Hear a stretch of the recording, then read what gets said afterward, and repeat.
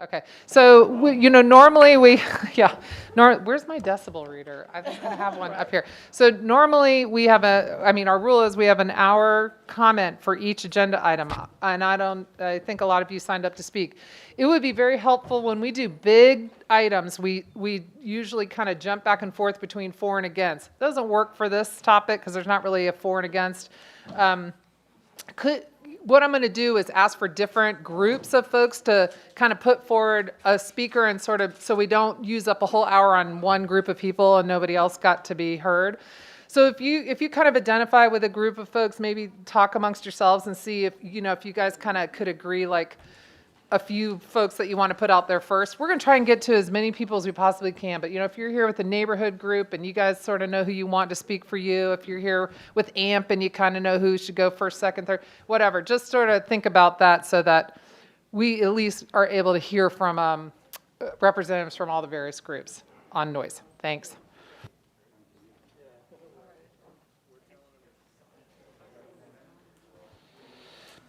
Okay, welcome to the Asheville City Council meeting. If you could just take a moment, and I'm just all right, we're still sort of figuring all this out here, but if you could just take a moment and mute your cell phones. And again, as I mentioned earlier, if you wanted to speak tonight, please sign up, although we may be deep into our hour limit on each of the agenda items. Also, the exit gates will be open for those that parked in the Civic Center parking garage. Just letting you know. All right, if you could please rise for the Pledge of Allegiance.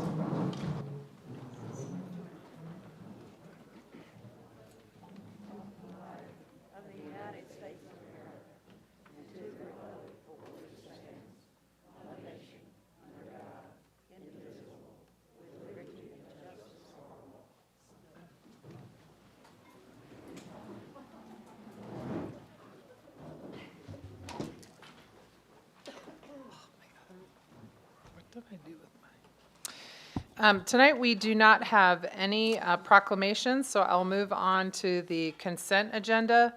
Do I have a motion to adopt the consent agenda? So moved. I'll second. All right. I have a motion and a second to adopt the consent agenda. And I do have two people to sign up to speak under the motion to adopt the consent agenda. The first is Mel Noyes. Just for everyone's knowledge, the time permitted to speak is 3 minutes. Is Mel Noyes here? Yes, thank you.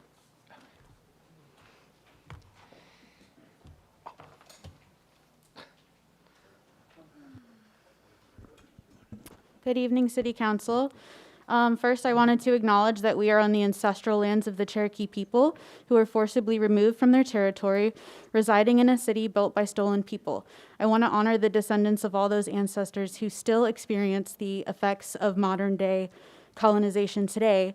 In other words, gentrification and policing. I wanted to speak about item K, the new police station.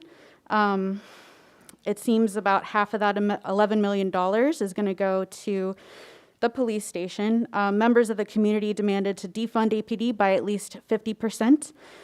So the money that's being poured into the police station could have been used for low barrier shelters and other social services that keep people, a majority of them Black and brown, out of the prison industrial complex. I also wanted to speak about item G. The emergency non-congregate shelters and hotels are a great start, but I wanted to ask if there is still a focus on low barrier shelters. Folks need an open door to not just in an emergency, but all year round, safe from the police that you refuse to defund. And then item M, this item only allows the mayor to add members to the board that controls public housing, and this does not seem appropriate considering the city is set on destroying and replacing all public housing with affordable housing, and there needs to be a more equitable way in which these folks are chosen. Thank you. Thank you. And just on that last item, as a point of clarification, we are bound by law, and unfortunately, we can't change that. And the next person signed up to speak under this is Kate Sav.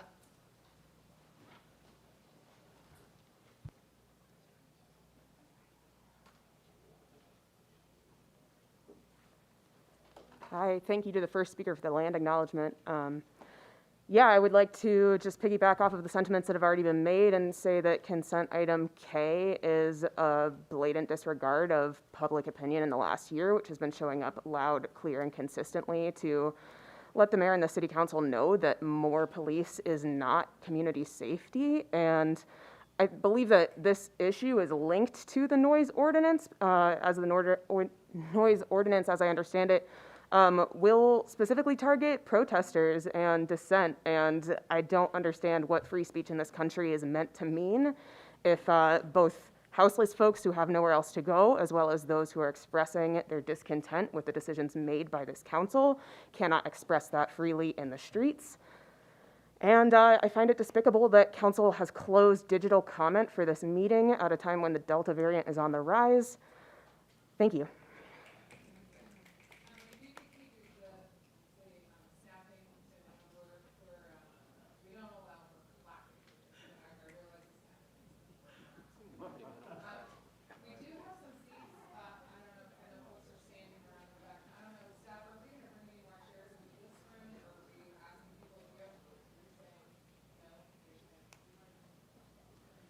Turn my mic on. Yes, I'm sorry. Are we bringing more seats in here, or do we asking people to sit back there? I don't know. All right, if you have an open seat next to you, maybe raise your hand. And okay, we do have some seats available if you want to come in and find a seat. Mayor, council just had, we will need to amend our consent agenda, item V, to have our work session on 8/24 start at 2:30, not 3:30, please. So can we have the folks who made that motion to approve the consent agenda, just add it? I move to approve the consent agenda with stated changes. I'll second. Thank you. Okay, thank you. This Thanks is for Kim. keeping us straight, Meg. Esther, can we remove item K from the consent agenda? I have concerns around the same that I stated in the check-ins around it not including expanded public safety options. Sure, we'll have a separate vote on that. The next person signed up to speak under consent is Chuck Warner.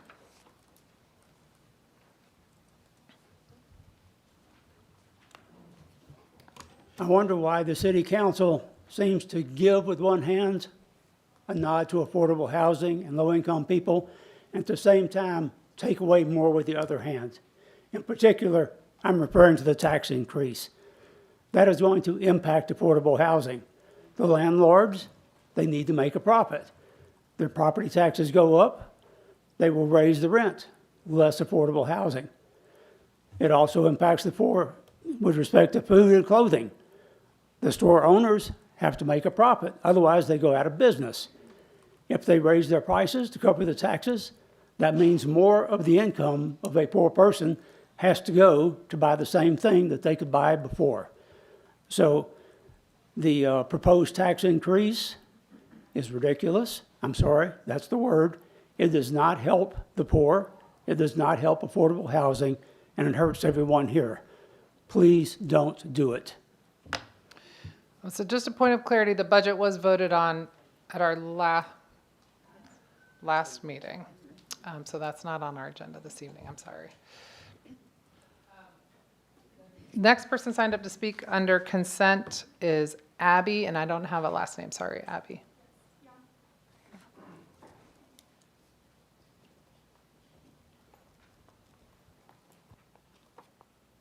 Hi, y'all. I did not have a lot of time to prepare a speech because of how pretty inaccessible this is to make after work, but I do have some bullet points. I'm wanting to comment on the new police station that's being built. The message has been clear for a really long time to defund Asheville Police Department by 50%. People have protested in the streets, have organized. RJC has come together, community organizers, people across this community. 1/3 of APD has quit, so the pathway to defunding APD is already there. And from what I understand, this is about an $11 million investment. Well, we are in a housing crisis, a food security crisis, a climate crisis, crisis on crisis on crisis, and we give money to reform Slave Patrol, which is what the police force is. A police force that tear gassed civilians under bridges in the streets for what? Defund APD by 50%, it is clear.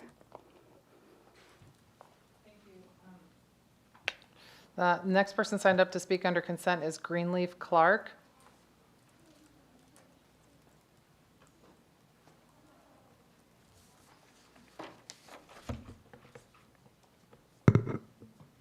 Fire, fire, gentrifier.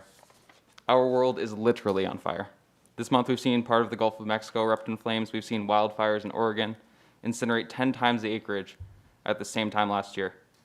And on July 23rd, one of our neighbors, Robert Austin, died while trapped in a cage of your making.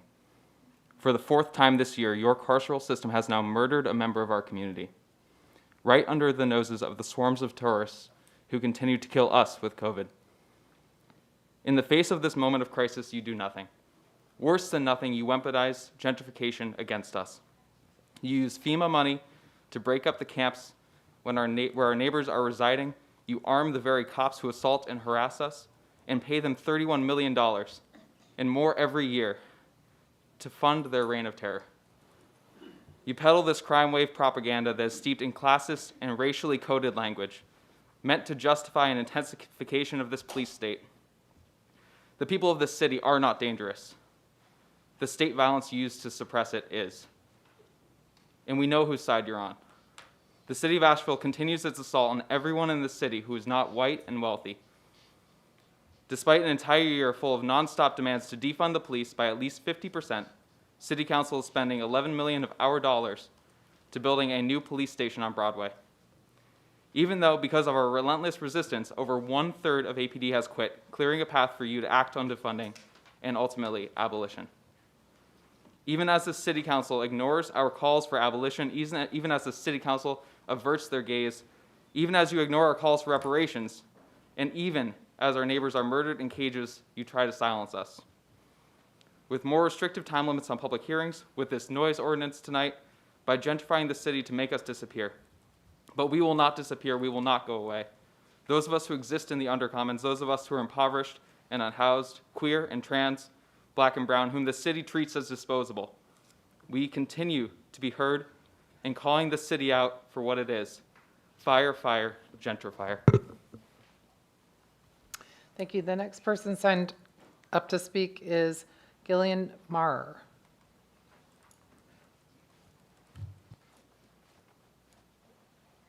Hi, I also did not have a lot of time to prepare for this, seeing how these things keep coming and coming and coming with this city. But in the brief amount of time that I did have, it was interesting to look through the proposed budgets for some of these line items and see, for example, a $11 million proposal for a new police station in comparison to a fraction, like literally less than 1/10 of the amount of that money directed from federal COVID relief funds to provide some form of temporary aid to Asheville's unhoused populations. Like that was just one of the clearest ways that this city could possibly demonstrate the priorities that they take towards the people that live here, particularly when you think about the fact that these are not permanent housing solutions. These are temporary. It takes us through the end of tourist season, so I guess some people would appreciate that being out of sight and out of mind for that period of time. But I would encourage you to think about maybe instead of just shuffling people off into hotels and then not even providing like food for the people in those hotels, directing maybe more than 1/10 of the budget that you're able to find for a police force that is crumbling towards, I don't know, the multiple citizens that seem to be violently and systematically unhoused by the policies of this city. I don't know what else to say other than that. I don't know what else to say. The next person signed up to speak under consent is Victoria Estes.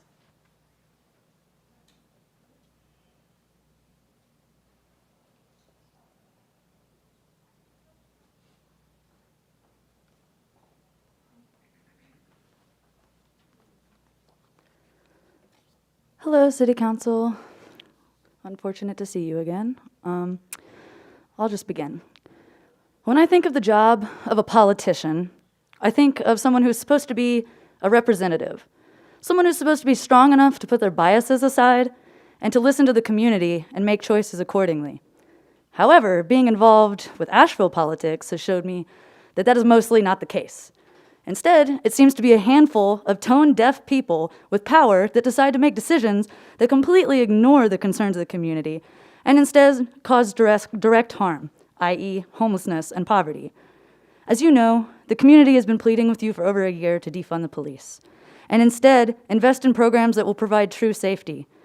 The police have been quitting at a rapid rate in this city, which gives us the perfect opportunity to take a pause and to decide how we can move forward in a way that truly benefits our community. Recently, there have been news articles published claiming that the reason for the rise in crime this past year is the lack of police officers. But anybody trying to say that our lack of police is what's causing crime clearly lacks the scope to see what is really happening. What is really happening is that our community members are being subject to a pandemic, which has resulted in more abject poverty, a lack of good paying jobs, a lack of access to health care, and a lack of housing due to the inflation and the taxes here in Buncombe County. We need to be addressing these problems by providing housing, health care, and other essential services.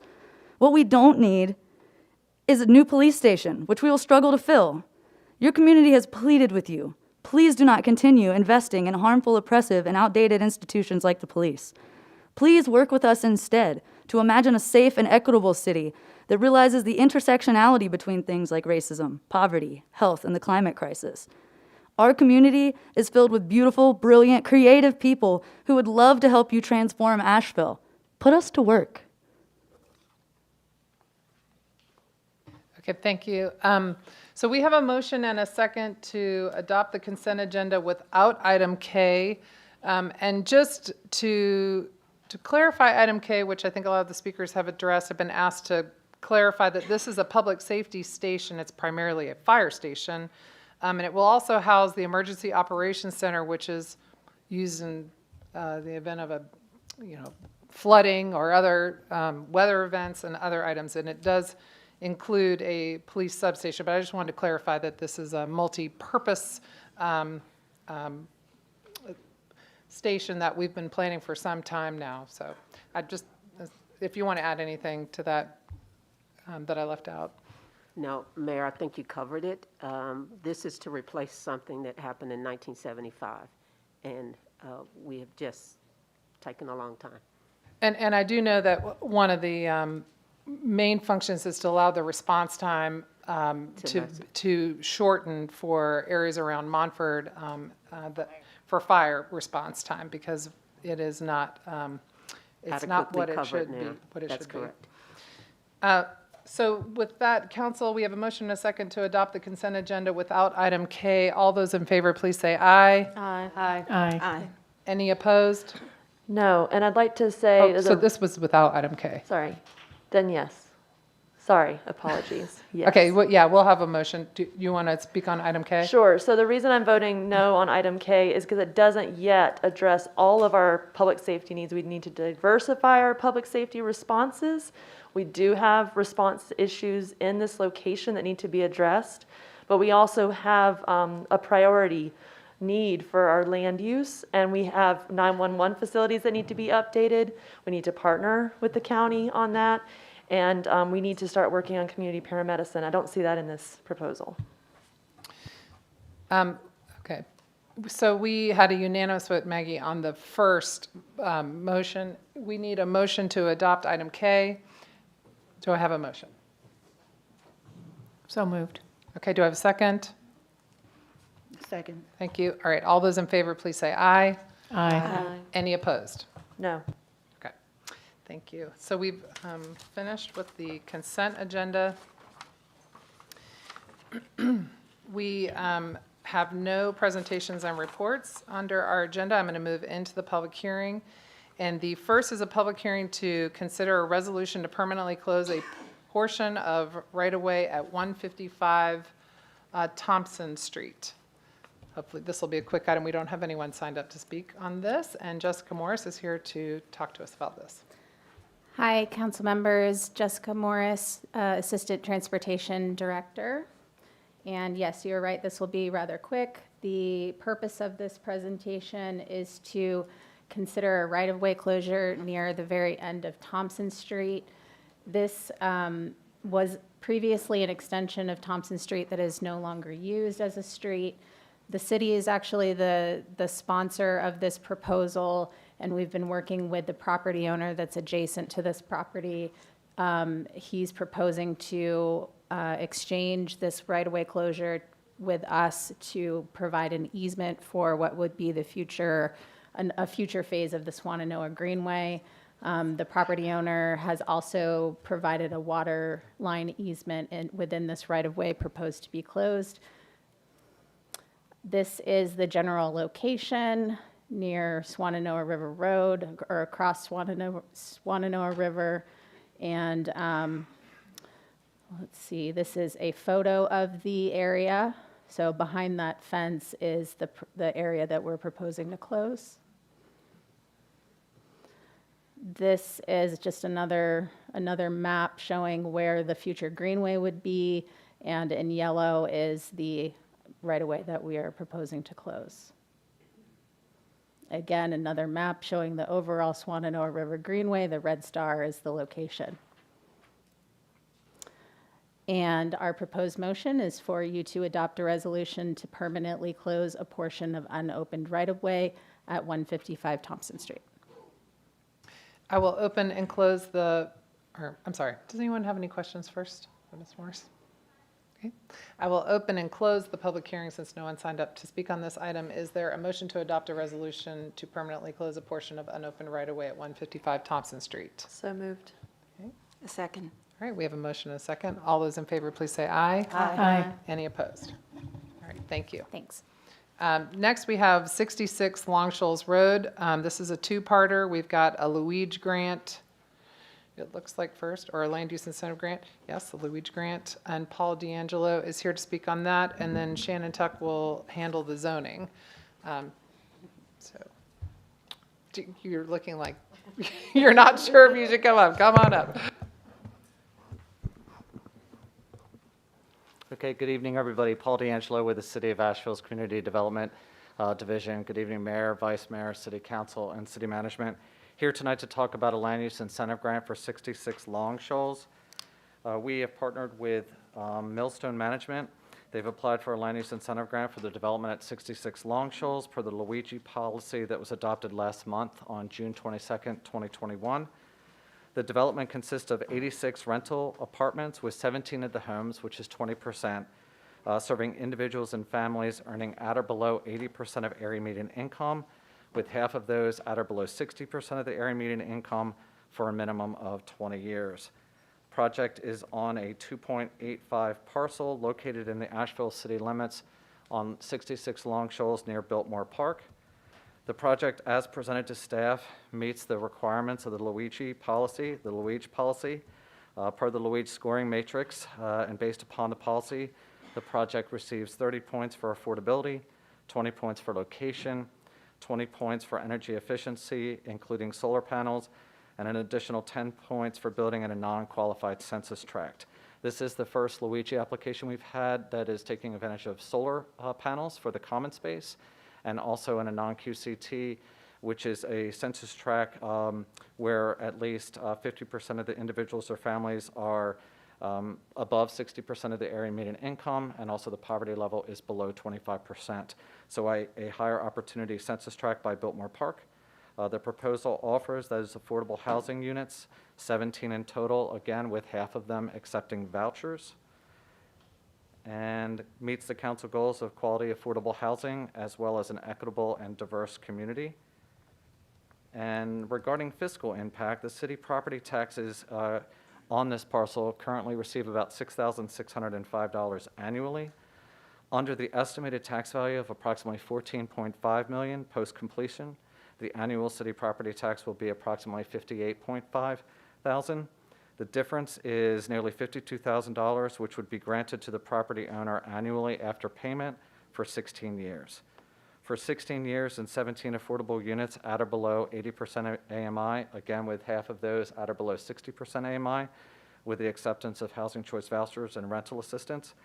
The WEG policy equals about $48,846 per unit of investment subsidy, which is lower than the estimate of $80,000 per unit in subsidy needed for 80% area median income units, and that was noted in the council work session as well as in the Luigi policy. Please note that the city will still receive property taxes on this property for years 1 through 16 at $6,605, and the city does set aside a budget annually for the land use incentive grant. With that, I'm happy to answer any questions. The Representative Derek Allen is here for the property, as well as one of the developers, Owen Hartman, if there's any questions. Any questions? Before I proceed with questions, I'm hearing from some folks that are in the back and in the overflow that they cannot hear council, but they can hear the presenters. Can y'all speak to that? Can you all hear in the back? Did you just say they can't hear council, but they can hear? Correct. I'm receiving text messages to that effect. And Can we're folks in the trying to get overflow that hear corrected. council? No. Okay. I don't know. if Okay, that's- we'll get someone to work on that. Okay, Thank you. great. All right, any questions, council of Paul, regarding the Luigi grant portion of this? Yeah, so, Okay. I'm sorry, Mayor, we're just in response to Ms. Turner's concerns. We're having some technical difficulty. If we turn it up too loud, we get some reverberation in the back from all the different. Are there any sound people here? Any musicians? A lot. Right, does anybody know about decibel limits? Anyone? Mayor, I'm wondering, before the noise ordinance, if we could just take just a minute of a break and let us swap out some speakers. Okay, That all right, would be well, very helpful. we got a couple more items to get through, and then we'll, if there's not any questions from council, I think we got to do two different votes, two different public hearings on these, or can I do one? There's no one signed up to speak under either, so. I have a couple comments then, if there's not public. Hold on, just let me ask Brad to. You can combine the public hearings on these. Okay. Just make an announcement that we're conducting them both, and then Do them both. Okay, so, okay, go ahead, Sage, please. If we're consolidating, I'll wait. It's fine. Okay, then why don't we have Shannon come and do the other part, and then we'll open, and then we'll vote. Okay.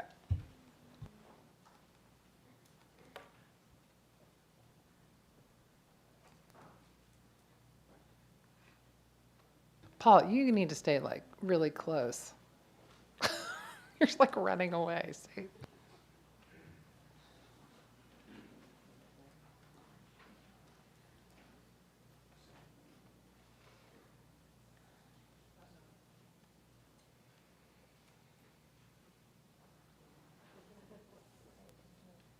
I'll just do it that way. Thank you, Mayor, members of council. As the mayor's indicated, this is part of this public hearing is to discuss a proposed rezoning of the property located at 66 Longshoals Road. As you can see from the Exhibit A map, the property is currently zoned institutional, and under our current UDO standards, any developments that are over 50 residential units are required to do a conditional zoning. So the request is to, rezone the property from institutional to residential expansion conditional zone.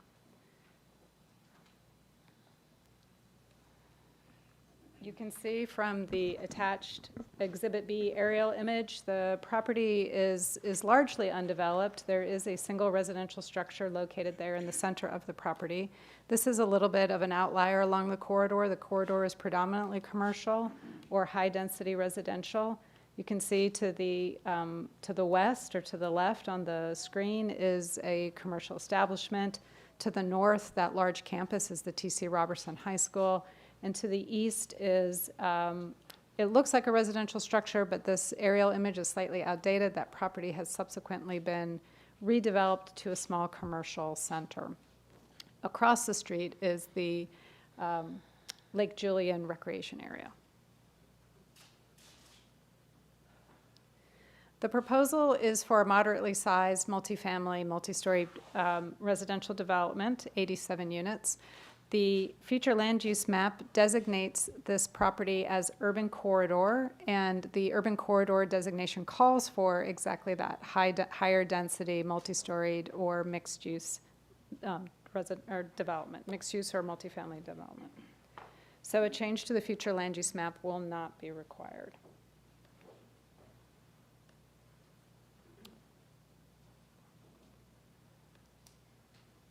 Maybe we can get a mouse next time.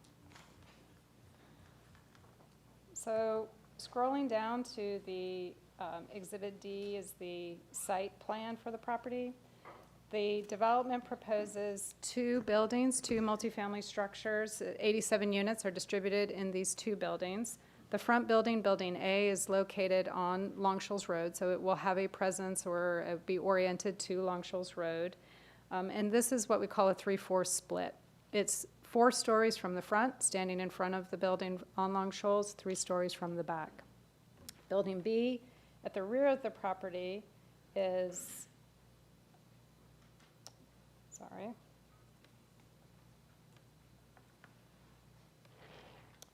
Building B at the rear of the property is a 4-5 split. It's predominantly a 4-story building. There's a little piece of 5 stories kind of located here on the western side.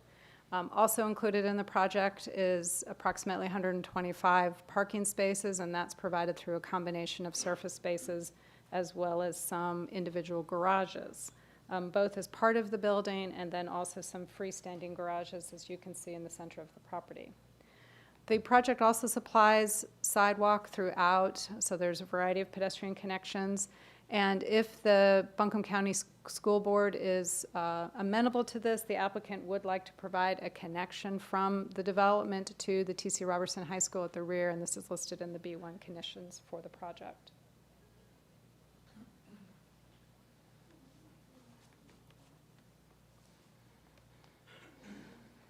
The project will also provide open space located there in the center of the development. We have 2 small community open space areas, one for each of the 2 buildings. There's also green or general open space around the perimeter of the development.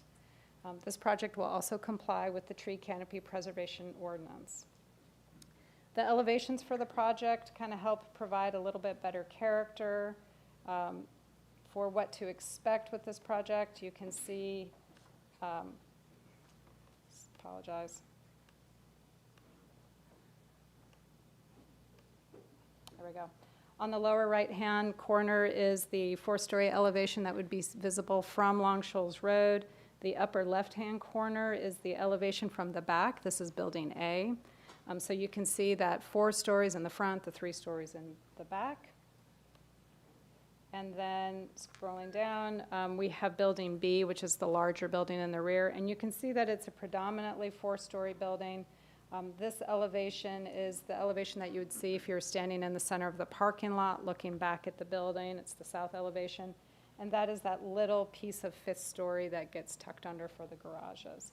That is the view. The upper left-hand elevation is the view from T.C. Robertson looking back at the building.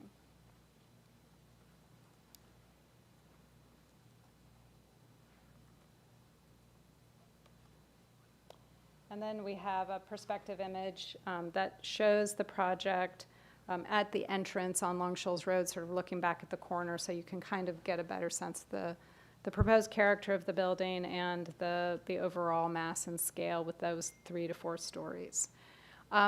This project was reviewed by the Planning and Zoning Commission back in June and July and received unanimous support. Planning staff also supports this recommendation and finds that the project is consistent with the city's comprehensive plan, primarily in that it provides strategic infill development in an area that's targeted for growth, 87 residential units that are located in proximity to schools, parks, and transit.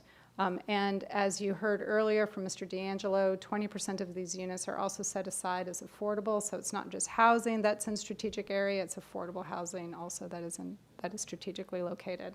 So staff does recommend approval of this rezoning. That concludes my introduction. I'd be happy to answer any questions if there are any. Any questions? Okay, okay, we have consolidated these two items, and we're opening the public hearing and closing the public hearing. And you want to? That's fine. If you have questions, if not, that's fine. Okay, okay, thank you. And so we will need a motion, but did you want to make a comment first? I can make it during the discussion. I'll move. Do we need two motions? Yeah, one for Luigi and, okay, so I'll move to approve the conditional zoning request for the property located at 66 Longshoals Road from institutional to residential expansion conditional zone, and find that the request is reasonable in the public interest, is consistent with the city's comprehensive plan, and meets the development needs of the community, and that we request 1, supports infill development in a strategically located area targeted for growth, and 2, provides housing units in proximity to transit, schools, and parks, and 3, supports the city's goals for affordable housing. I'll note for the record that Brad's all bent out of shape because you did that one first, but it's fine, right? It's fine. It's fine. Thank you. All right, do we have a second to that motion? Second. Okay, we have a motion and a second. All those in favor, please say aye. Aye. Any opposed? Okay, can you do you want to do the next one? Sure, I've got it open. Okay. And that's the one I have comments on, so if we're going to move that quickly, maybe I'll make my comments now. I just wanted to thank the developer. I'm not even sure that they're here. They have representation for using the Luigi program. We affectionately call it the Luigi. Oh, you are here. Thank you. This is not a requirement that they do this. They do have to support 20% affordable if they surpass the unit count of 50 and come to us for conditional approval. But I wanted to express that many volunteers and staff have worked on this Luigi policy, land use incentive grant, for so many years. And just 2 years ago, no one had fully utilized it. So I'm thankful to see it here tonight. And I wanted to repeat a couple of the things just for the community's sake that Mr. D'Angelo said. So this reads as an 80% AMI, and that's area median income, meaning area median income means that half the people make more than a certain number and half the people make less than that number. So we're targeting 80% AMI, and then via this requirement of the Luigi, half of the affordable units are required to accept vouchers. And that brings that AMI target from 30 to 60. So to put that in real day terms, someone making $15 an hour and working full time is at 60 AMI. I wanted to make sure that we shared that for the community's sake. I also wanted to note that every year we return about $2 million in housing vouchers that go unused because we do not have the units or the landlords that are willing to accept them. So that is key, and I'm just very thankful that we have this in front of us. And with that, I'll make a motion to approve the land use incentive grant application for Millstone Management and 66 Longshoals. Second. All right, we have a motion and a second. Thank you. All those in favor, please say aye. Aye. All those opposed? All right, the motion passes. Apparently, the sound has been fixed in the overflow room. Confirm overflow room. Okay, thank you. Okay, we got it. Good. Okay, next item on the public hearing agenda, and you guys are welcome to stay. This should be short. Thank you. Is 101 Charlotte Street. Here we just need a motion to continue. I need two, actually. First is to continue item C1, the public hearing to consider a land use incentive grant for 101 Charlotte Street. Do I have a motion to continue that item to August 24th, 2021? So moved. Thank you. Second. All right, I have a motion and a second. All those in favor, please say aye. Aye. Any opposed? Thank you. All right, I need a motion to continue the public hearing on the conditional rezoning for 101 Charlotte Street to August 24th, 2021. Do I have a motion? No, this is different. This is the first one was the Luigi. This is the. So moved. Okay. And do I have a second? Second. Okay. All right, I have a motion and a second. All those in favor, please say aye. Aye. Aye. Any opposed? All right. All right, no unfinished business under new business. The first item, we've got Nikki Reed to talk to us about a resolution authorizing the city manager to donate 2 city-owned lots to AB Tech Asheville Buncombe Community Land Trust for $1 each. I know, I just, subject to affordable housing deed restrictions. Good evening, Council. I'm Nikki Reed with the city's Community and Economic Development Department. We're glad to be here tonight to present a proposal from the Asheville Buncombe Community Land Trust to build affordable housing for sale, homeownership, on 2 city-owned lots. So we issued a request for developers to submit proposals back in September. The one from the Asheville Buncombe Community Land Trust includes for 2 parcels. One is located in West Asheville off of Lufty Avenue. The other is off of West Chestnut at the Broadway intersection near the Montford neighborhood. What they are proposing is to build single-family homes on both of those lots. The tentative size is about 1,400 square feet. The price point that they're hoping to sell those homes for is $135,000 to an income-qualified individual or family at the 60% AMI, so appreciate that clarification earlier.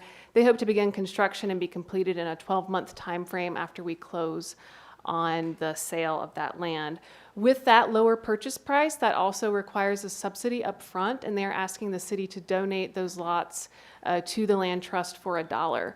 The good thing about the community land trust model as well is that it's a permanent affordability model. So what that means is that at any point that that home will be resold to the next buyer, they will also have to income qualify in order to qualify to buy the home, and that land is held in trust through the community land trust. So happy to answer any questions, but we are recommending approval of the resolution. Thank you. Questions? I just have a quick question. So, Nikki, I know that it's permanently affordable, but how does that work? Does it, how do you manage when it changes hands?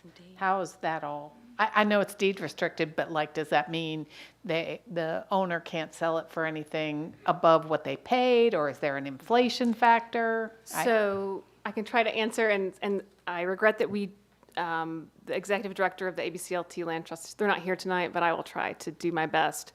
So the way the purchase price is calculated. Paul just moved himself on deck there. Okay, thanks, Paul. I know you're right Okay. there at the ready. So this is how this works. It says the home will be sold to another low-income family who will be able to purchase it at an affordable price because the value of the land is retained by the ABCLT, and the homeowner will take a limited return on the appreciation of the home. So the way that's called kind of a shared equity model. So they factor in an appreciation rate of about, I think it's 2.25% compounded annually. And so I think the reason too why we want the ABCLT to sustain in our community is that they're really responsible for that attraction and to manage that process when the home is resold. So it's important for them to be a long-term partner with us. Well, I think it's great that there's a way for that homeowner to make some profit. I think that is a wealth building, and so I just wanted to clarify that was inherent in the agreement. Thank you. And Nikki, I have a question. What size are those lots? Yes. So one lot, let me see, I have my notes. Here we go. The West Chestnut Street lot is 0.14 acres, so less than a quarter acre. And then the other Lufty lot is 0.17 acres. So very much single-family oriented lots at those sizes. And I was just wondering, how do you go about deciding who gets those lots? I mean, is it a lottery, or, how do you choose the applicants? Or in this particular case, to select the developer, in this case ABCLT, we did a request for proposals process, and so that's how we selected who will build. But in terms of the person that ends up living in those homes, that will be the ABCLT's job to perform, is to qualify those buyers and to have them ultimately purchase the homes. Yeah, I understand you. Okay. qualifying them, but I'm just wondering, what's the process as far as choosing who gets those homes? Because that's, to me, I think that's a little important, and people in the community need to know, because just to make sure it's not something that they're just passing to friends or, people that's connected. Absolutely. Yeah. And I would encourage, if anyone is interested in that process, to contact the ABCLT to become part of that, because they are working on other homes that they have as well, on qualifying buyers and getting them into that process. I mean, this is a specific model that may work for some people and not for others. So I would encourage people to reach out to the ABCLT. But I'm not quite sure exactly how their process for qualifying those how they're buyers. chosen. Yeah, that's what I was concerned about. Thank you. When it came before the committee, there was in fact a equity component embedded in their process as far as determining who ends up owning the home. Well, no, I understand that part, but I'm just talking about selection, because, especially like Mountain Housing years ago when they were actually building some of the developments or units that they were selling, people sometimes were upset because they didn't know they were available, they didn't know, and they were sold before they got to them. And all I'm trying to do is prevent, if they have a process that could prevent that type of miscommunication in the community, because it will become an issue, because Junior got a house, how come I didn't get a house? I can still qualify. So I think they need to put some type of what outline or, whatever that they use to go by as far as selecting the occupants for those properties. Nikki, could you ask them to just send us an email with some information about their selection process? And I do understand they do maintain a wait list, so that's something that we can follow up on. Thank you. Absolutely. Thank you. Thank you. All right, council, if there are any other questions, do I have a motion? So moved. A second. All right, we have a motion and a second authorizing the city manager to donate 2 city-owned lots to Asheville-Buncombe County Community Land Trust. All those in favor? Oh, wait, do I have notes? I don't have any. Nope. All those in favor, please say aye. Aye. Any opposed? Okay. Next, we have a resolution. We're going to have Paul D'Angelo. We have a resolution authorizing the city manager to negotiate and enter into a grant agreement for $2 million with Homeward Bound in support of the acquisition of the Days Inn located at 201 Tunnel Road for permanent supportive housing and associated budget amendment. Paul D'Angelo is back to speak with us about this. Good evening, Mayor, Vice Mayor, City Council, and City Management. Paul D'Angelo again with Community Development, here to talk about the Days Inn project with Homeward Bound and a resolution authorizing the city manager to negotiate that grant agreement. Homeward Bound is proposing a permanent supportive housing apartment project for our homeless population. The agency intends to acquire the Days Inn located at 201 Tunnel Road. The motel sits on approximately 2.95 acres and contains 128 guest rooms in a 2-story building. The project will be an adaptive reuse of the existing motel and create 85 units of permanent supportive housing, affordable rental units for people experiencing chronic homelessness. Homeward Bound will convert 85 of the 128 rooms into permanent supportive housing units by adding small kitchenettes to each of those 85 units. The remaining units will be converted to office space for case managers, program managers, clinical staff, a permanent supportive housing director, and other agency staff. Space will also be provided for community partners to deliver on-site supportive services directly to the residents. Permanent supportive housing is a critical strategy in ending chronic homelessness and a key component of our continuum of care, providing an exit from homelessness for people with the most complex needs. The project will create affordable housing in perpetuity with a deed of trust and/or deed restriction reflecting this agreement. The total project cost is estimated at approximately $13.5 million, with $6.5 million associated with the property acquisition. The requested funding, as outlined below in your staff report, will be used entirely for property acquisition, and Homeward Bound has sought funding from other sources, including Dogwood Health Trust, Buncombe County, and private donations. Homeward Bound has requested that the city funds be structured as a grant to Homeward Bound in the amount of $2 million for acquisition costs to provide 85 units of permanent supportive housing, and staff is supportive of this. I did want to say quickly that I was lucky enough to go to Charlotte last week to take a look at the developer that they're going to be using here to transform a motel into the permanent supportive housing. It was an amazing thing to see how they're going to transform those units, and to see 85 units of permanent supportive housing, which is a part of our affordable housing story, is really exciting to see for individuals and families below 30% AMI and those suffering chronic homelessness. So very excited to see these 85 units, if council agrees, of course. Thank you, and happy to answer any questions. Go ahead. Questions? I noted, Paul, that you say, or the staff report says, Homeward Bound is seeking funding from the following sources. I realize that we are one of those. But what happens if these other three are unable to, or if Homeward Bound doesn't get that funding? I believe all the other sources are committed, but going through that process of boards and commissions and final votes. But I believe Homeward Bound is very confident that they'll be moving forward with this property acquisition and those funding sources. Okay. And then can you distinguish for me this this proposal and this sort of, what would they call it? They call it the, well, anyway, whatever this project is called versus a low barrier shelter. Sure, and I'm not the expert on the homeless with the continuum of care, but a permanent supportive housing actually provides a place for folks who might have a voucher or may not to actually have a place that they call their own, where there's the kitchenette, the bathroom, an exact apartment, but usually just for a period of time. For some folks, other folks will be there for many years as they try to transition into traditional housing. A low barrier shelter, or somewhat like Code Purple, is more transitional for our folks in the most need, where they may need time for 30 or 60 days, but it's part of the whole continuum where you'll have individuals that are struggling with homelessness.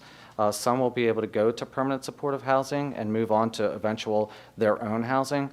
Others who might have more complex needs will need to start with a low barrier shelter to deal with situations that they're involved in their life and that are affecting them critically, whether that's mental health issues or some type of alcohol or drug problem there, that those are identified at a low barrier site for supportive housing. Then they can possibly move on to permanent supportive housing and then on to actual a home of their own. So it's a whole process kind of known as the continuum of care. Some folks with high needs will go to the shelter. Some folks with lower needs will be able to go to permanent supportive housing and then move on to housing.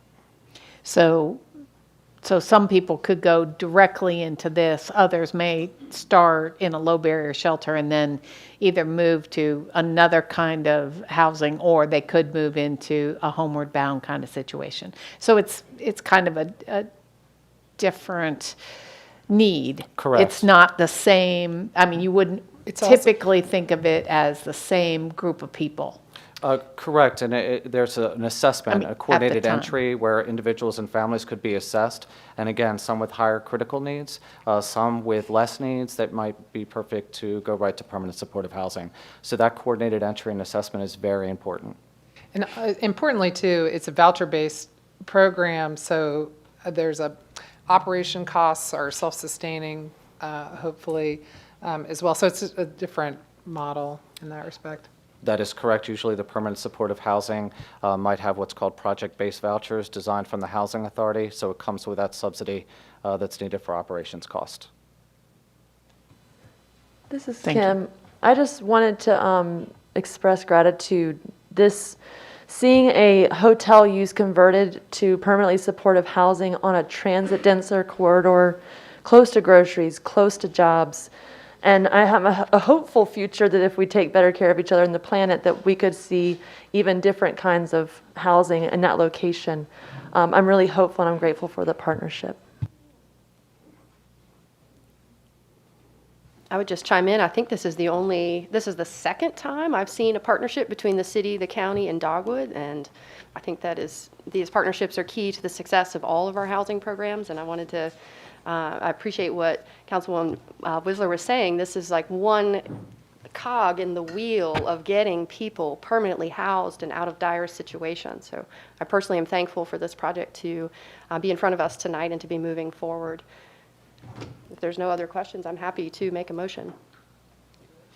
I move to approve $2 million grant to Homeward Bound to support its purchase of the Days Inn located at 201 Tunnel Road from American Rescue Plan Act, ARPA funds, and the associated budget amendment. Second. All right, thank you. We have a motion and a second. I do have a couple people signed up to speak under this one. And the first person is Mel Noyes.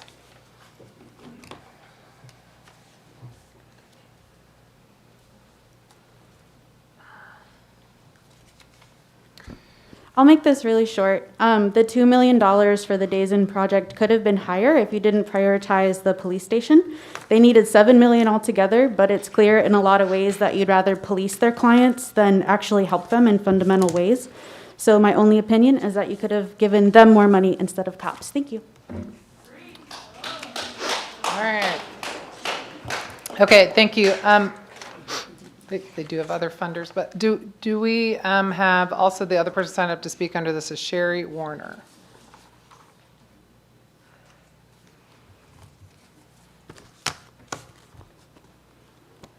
I see that the room, there will be 85 rooms, but that leaves 43 more rooms that will be used for support services.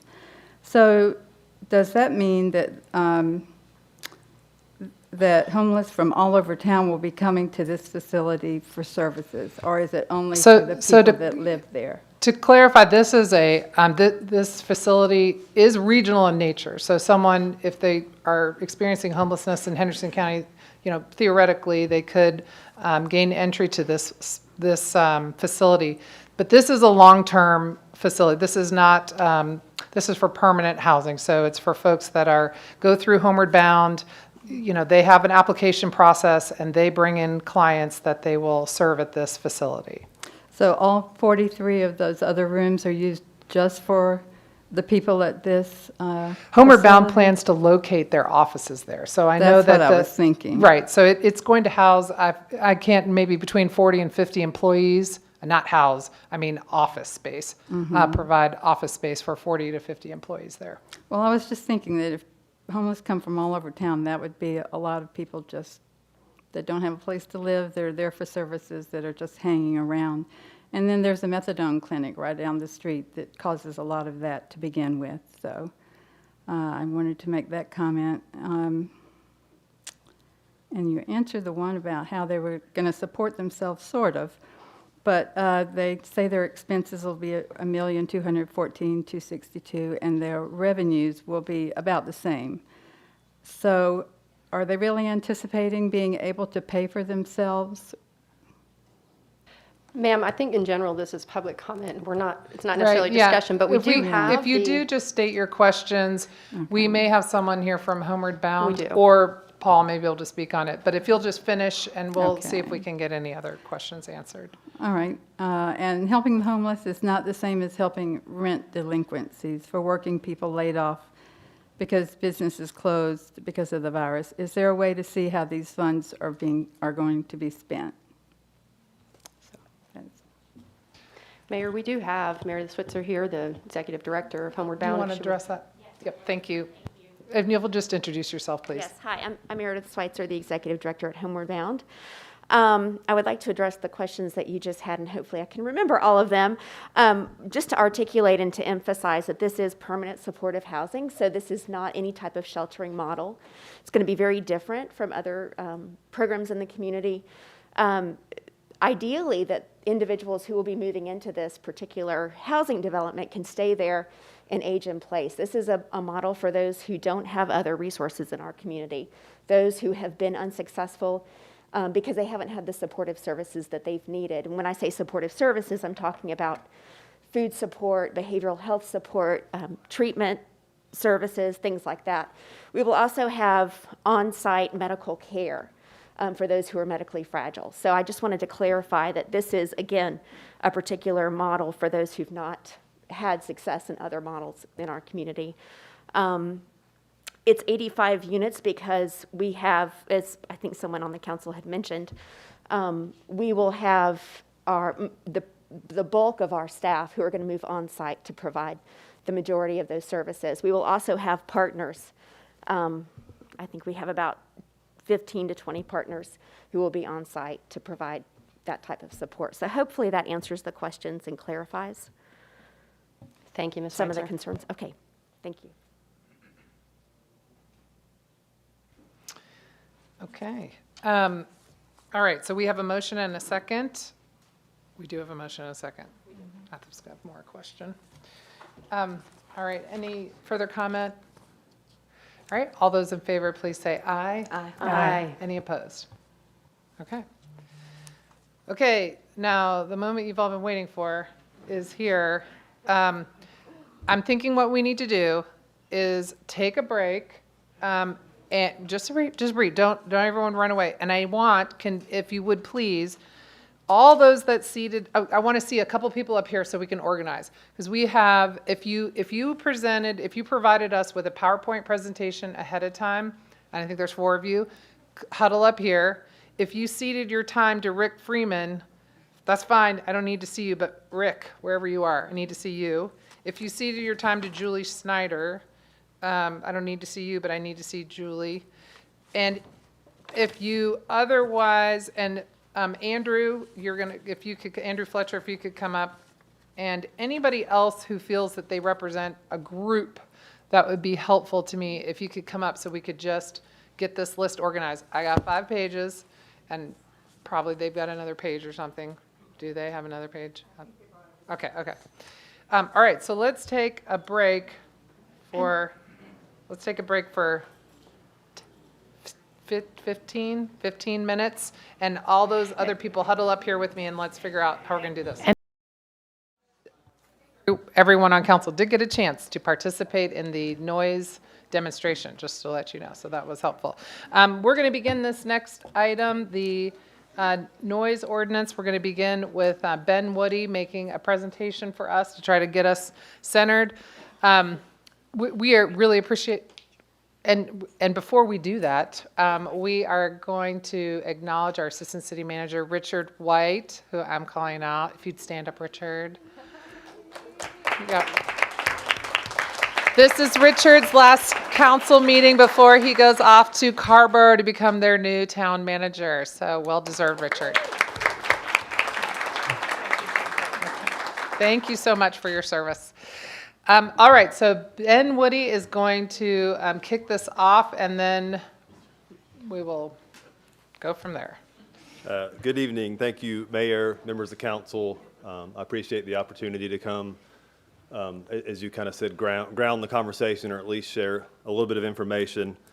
I gave the council a very detailed presentation at your last meeting, so I'm happy to say this will not be as many slides. It will actually be much, much fewer slides.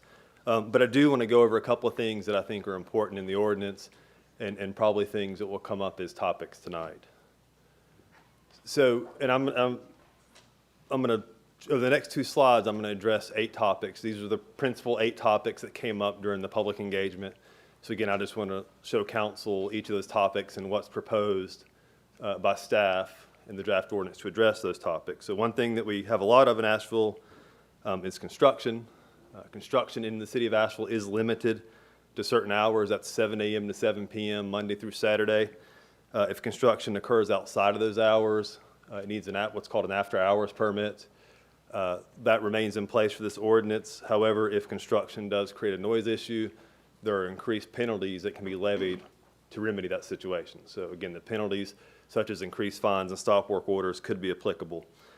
Garbage collection is a big thing that comes up a lot too. We've heard a lot about that, and this is primarily front-end loaders. They're what tend to make the noise. Staff is proposing some limited hours of operation in and near residential districts. And tonight, when I say residential districts, to be clear, I mean residential zoning districts, which is different than a residential use that perhaps is in a mixed-use area like the CBD. So in residential districts, there are additional limited hours of operation. Vehicle exhaust revenue always seems to be an issue in Asheville. That is something that's already enforceable, and the APD will take the primary role in enforcing that when it occurs. Commercial industrial equipment is another thing that we've talked a lot about during this process. The ordinance is introducing decibel levels for the city of Asheville, so we are proposing to regulate commercial and industrial equipment through decibel levels. However, and you can see on the slide, there is we recommending, I hate the word penalty, but we're recommending an adjustment, we'll call it. But basically, because of the nature of equipment sound, because it creates a pure tone or a continuous sound, it needs to be handled differently than typical noise in the city is. So that's why you see the decibel level would have a 5 decibel reduction as proposed to address sound, nuisance sound, from commercial equipment.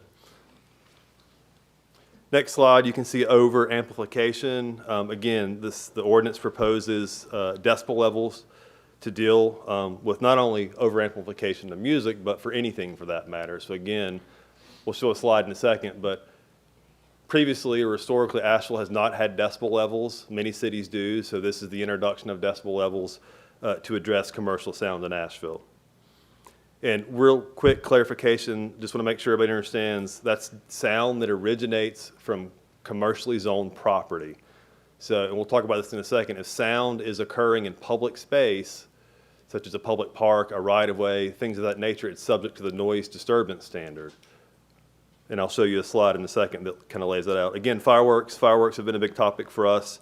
Right now, there is really just a across-the-board exemption for legal fireworks, and I always want to make sure I'll be clear that legal fireworks are fireworks that are conducted under a permit from the fire marshal's office. Illegal fireworks are a different topic outside of the scope of the noise ordinance. But for legal fireworks, we are proposing to limit the number of fireworks shows in McCormick Field to 12 shows per year on Fridays and Saturdays that end no later than 11:30 p.m., and that is in addition to the fireworks shows that can occur on federally recognized holidays. Does that, sorry. Go ahead. No, you go Only ahead. mean Friday and Saturday? Or are you saying 12 shows a year and on Fridays until 11:30? Yeah, good question. Yes, what the ordinance says is that you can have up to 12 shows other than federal holidays that can occur on the Friday or the Saturday. So it can occur in either one of those twos, but no instance over the course of a year can exceed 12 outside of federal holidays. Residential neighbors, so actually the majority of noise complaints occurs in residential settings between residential property owners or occupants.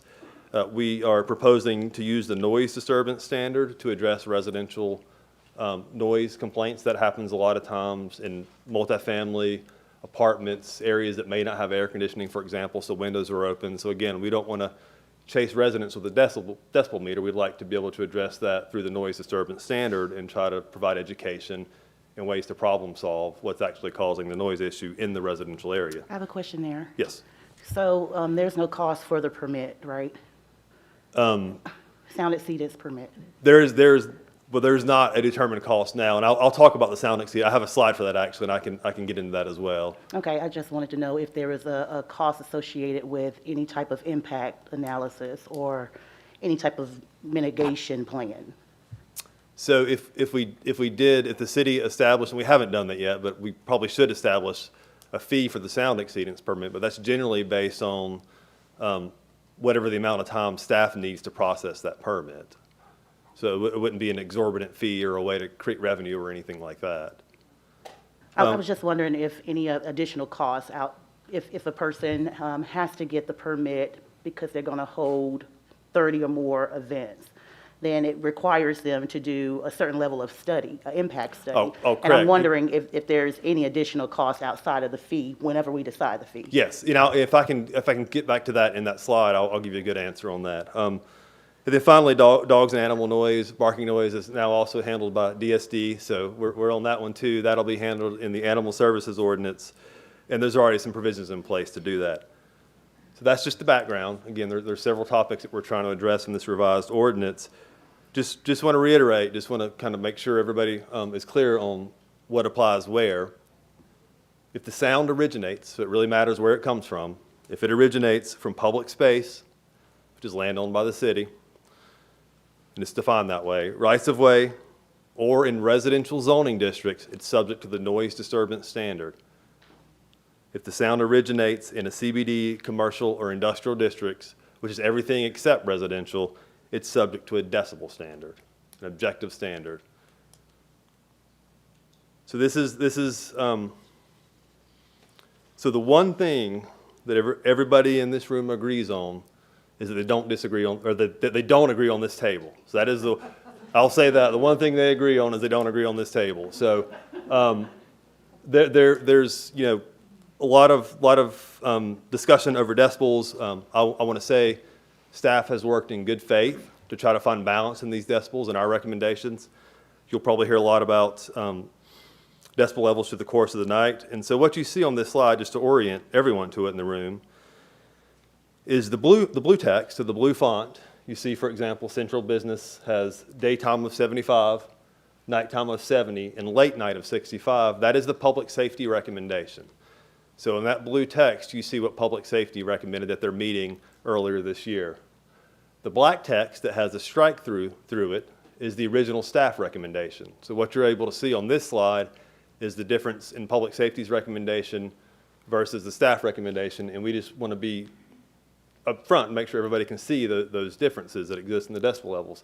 The other piece that I want to make sure that everybody understands is the public safety. So there's the daytime, nighttime.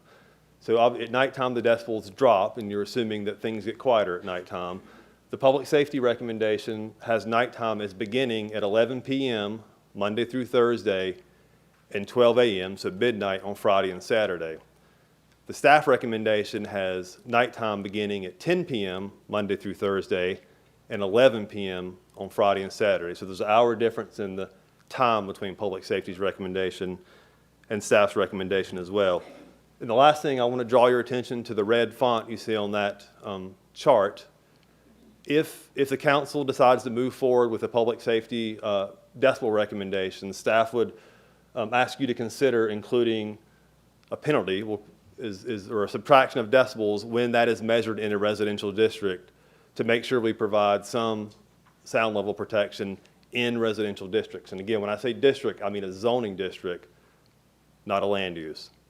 But again, the red font or the red text is just something that we would recommend council consider if you decide tonight to move forward with the public safety recommendations. And you don't see on this list, though, residential districts and a decibel level. Correct, because remember, if the sound originates in residential, we use the noise disturbance standard. If the sound originates in So commercial. you're speaking about a situation where you're measuring from a residential district sound emanating from Correct. CBD commercial industrial. Correct, that's correct.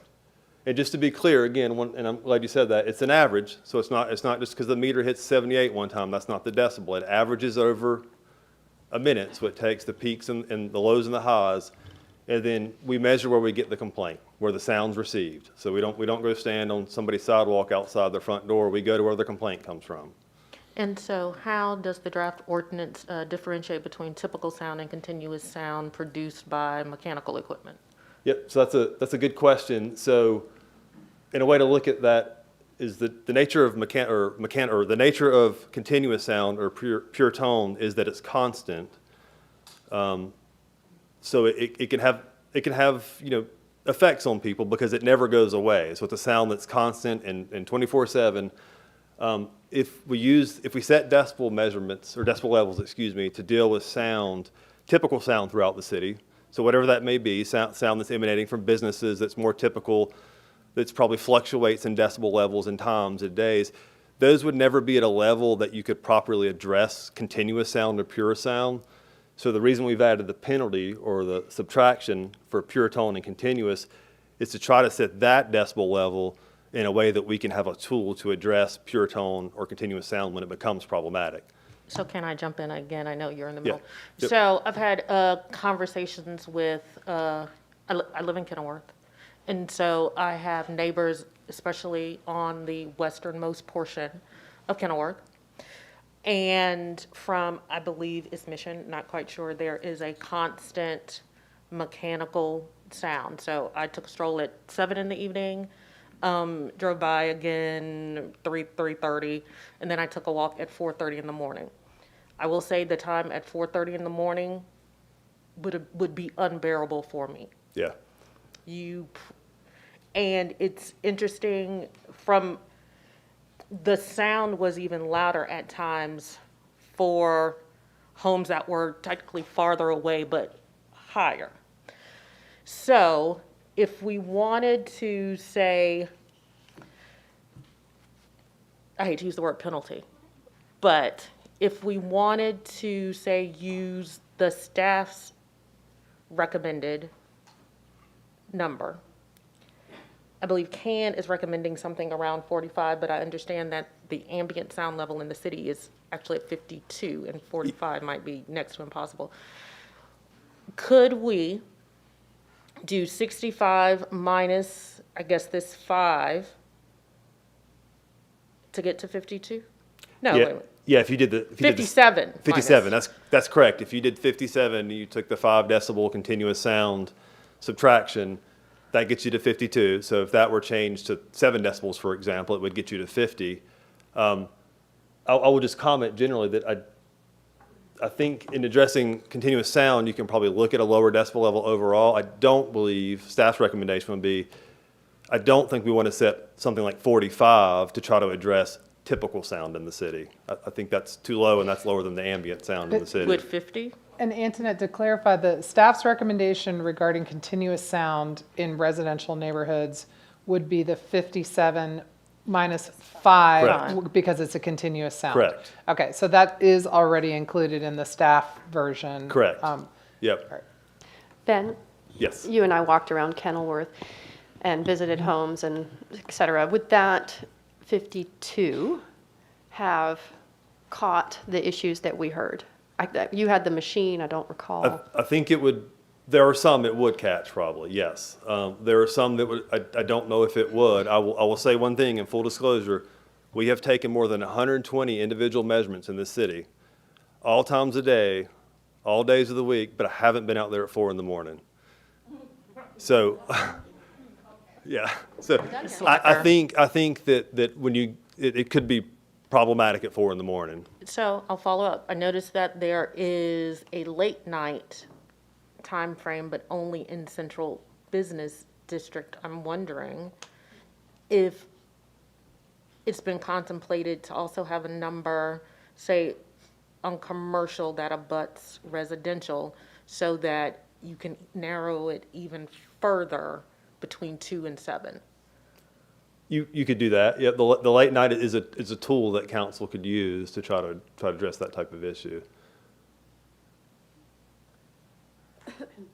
And But would the staff recommended DBA still be the same as commercial? Or would you leave that to us for late night? Because I see that it's 5 lower late night. Yep. For each one. So would commercial 5 lower be 52, and then from 52 we take? You could do that. Yep. And then that would because the continuous sound subtraction, it applies all the time. And you're right. Like sound is more noticeable the later you get at night, and not everybody, but a lot of people sleep at that time of night, and we understand not everybody does. But yes, if you did that, if you took the same approach for commercial, you would get that into the 40s, correct, for that late night period. But Ben, just to clarify or ask this question, you've sort of said there's a level that you go below that becomes difficult to enforce because there's just so much. I mean, we just have ambient noise. So what's that level? So Maybe it varies by the area of the city, and actually we, in the staff report, and I'm going to try to summarize this, we actually link to some readings we've done and some averages, and real quickly, we've actually even worked with the acoustical engineer on some modeling data about Asheville's just kind of ambient sound. So if you'll give me.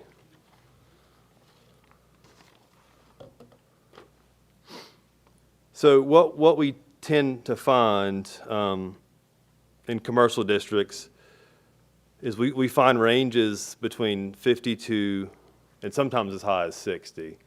But for the most part, if you're looking at noise, and you could be standing a few blocks away from something, but noise, the ambient sound in and around commercial, again, that's outside of downtown, you're looking at probably low 50s, sometimes as high as like 60. If you're in the downtown area, and again, you're just in and around downtown, and actually those ranges aren't, they average a little higher, but the ranges go from 50 to about 60.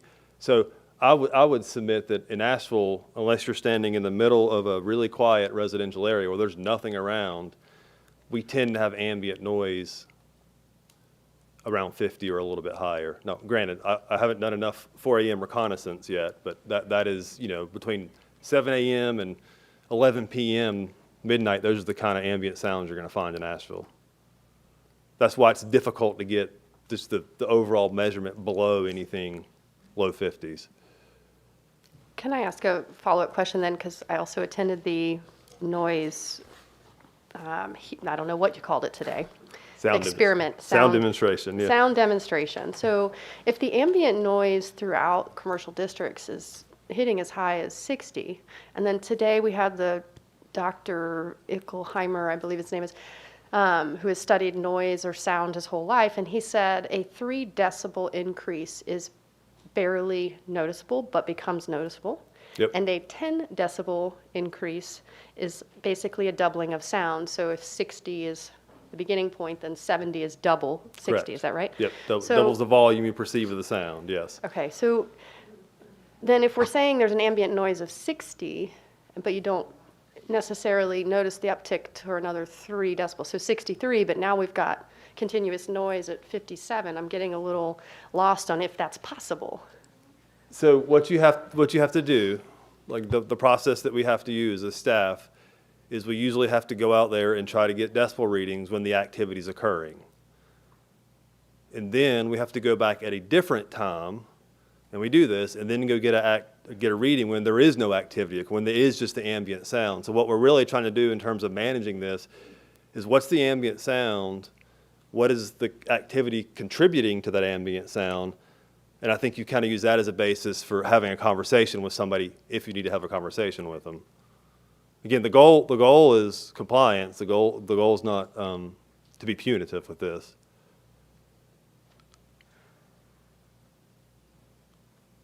So moving on to another topic, and Councilwoman Smith, to your questions earlier.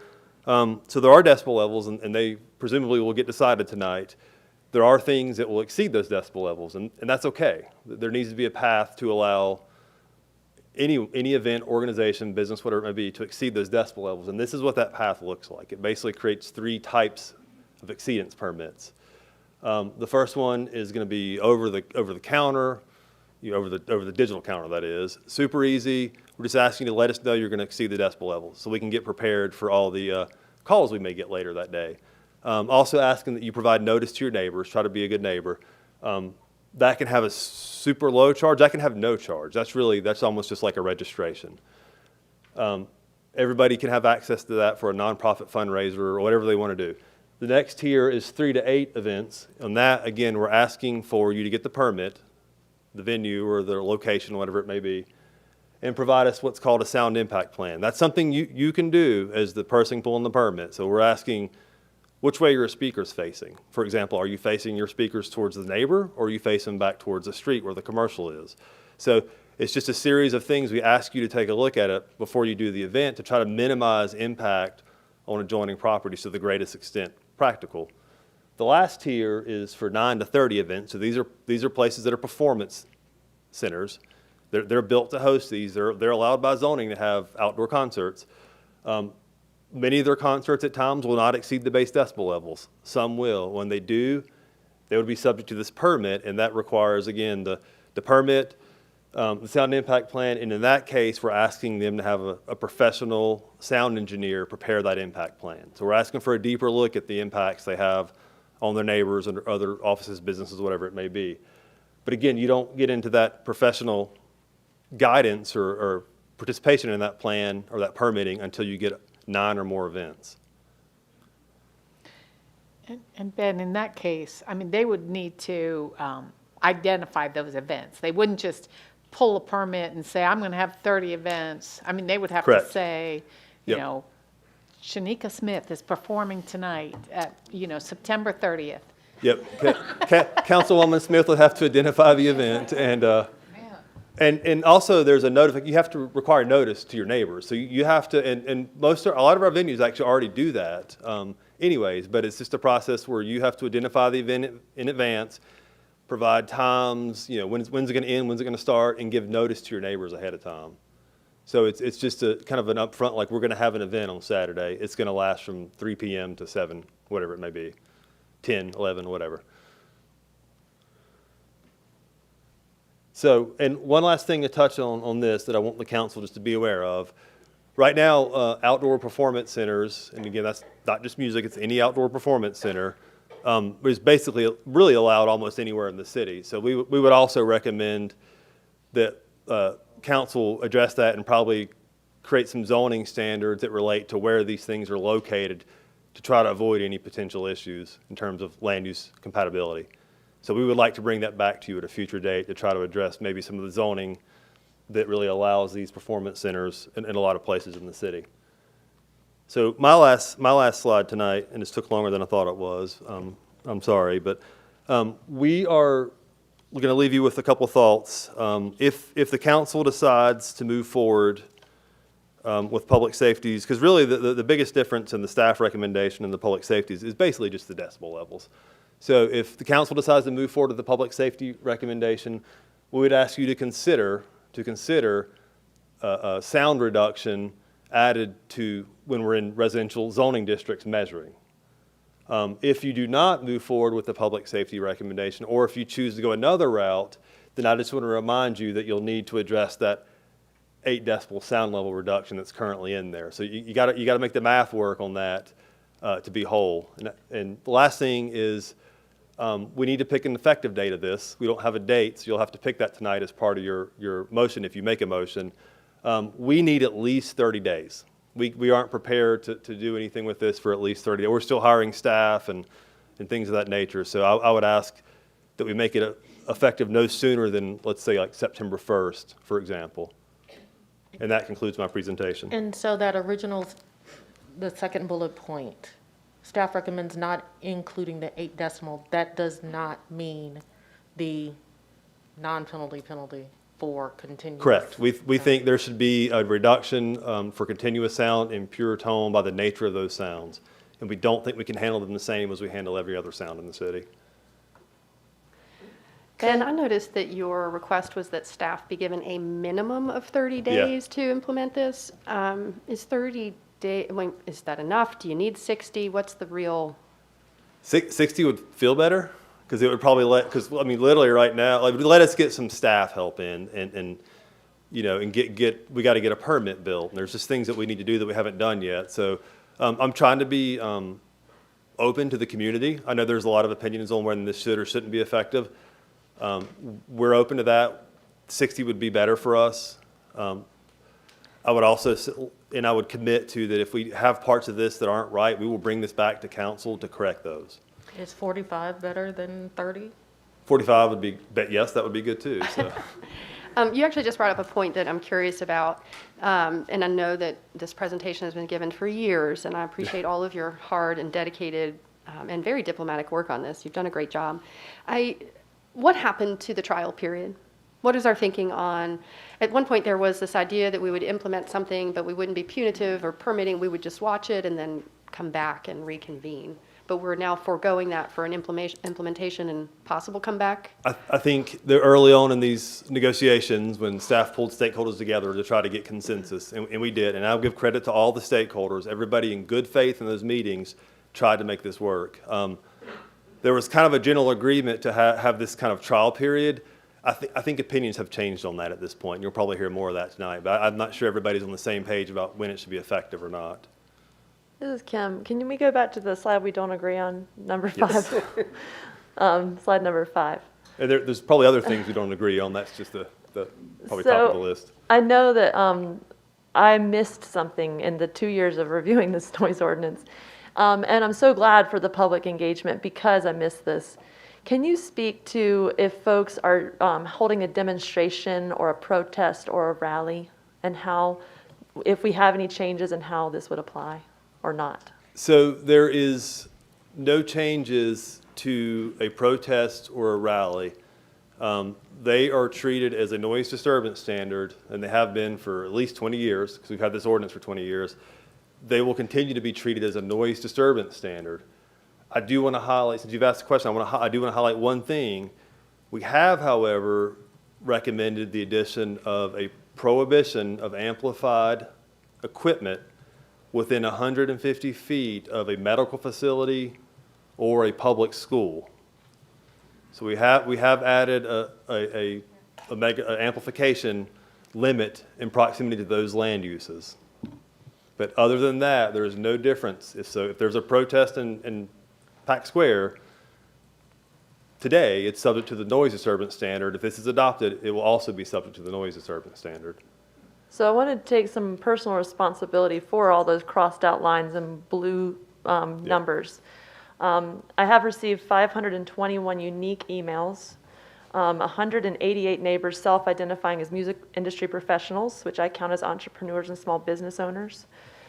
I hear the economic impact. According to the Asheville Area Arts Council, as of 2019, our arts industry represents $1.6 billion in revenue, with over 14,000 jobs in Asheville and Buncombe County. I'm someone who lives in close proximity to commercial and industrial noise. The neighborhood concerns are mine as well. Thanks to the 46 neighbors and groups like CAN who've engaged around these issues with noise in residential neighborhoods, I have taken the opportunity to go witness the noise complaints in Kenilworth, downtown, around Beaver Lake, Montford, Charlotte Street, Inca Candler, the River Arts District in West Asheville. This motion that I made and was supported at Public Safety originally was intentional, including commercial corridors, and is a compromise based on data, expertise, and the science of sound. While I appreciate our effort to prioritize a staff response through development services and beyond policing, which is currently the only response to our noise complaints, I do have concerns about staffing capacity if we have too strict an ordinance, that we might not be able to meet our own expectations or those of our neighbors with excessive noise in our neighborhoods. Additionally, as this level is recommended here from Public Safety, those are erring on the side of caution. The city of Asheville historically has seen the racial discriminatory practice impacting of policies on Black, brown, and poor people. For example, I think of myself, I'm a classically trained piano player. If I'm blasting Chopin's Nocturne in E flat at 90 decibels, will it get the same complaints if my neighbor is performing or DJing or even playing recordings of music in their neighborhood that is bass-driven? I'm concerned about the potential impact on our culture identity, placemaking, and economic mobility. No matter what happens today, we are going to have to come back for review and assess the outcomes of this complaint-driven policy. Addressing excessive noise while protecting our music and performing arts industry is worth erring on the side of caution. And that's why I made the recommendation at Public Safety. Okay, Ben, first of all, can we all just, Ben, man. Ben! Really? Okay. You know what, Mayor, I do have something else appreciate wanted that. to Thank share you. about East End neighborhood, if we get a Say it minute. again? I did have something I wanted to share regarding the East End neighborhood. Yes, please. Since I don't see anyone Okay. from the East End. Sorry about that. I also had the opportunity to speak with the chair of the East End Valley Street Neighborhood Association. That's the neighborhood I grew up in, and the reason I'm singling them out is because in the draft ordinance, there is a specific exception for fireworks, specifically McCormick Field.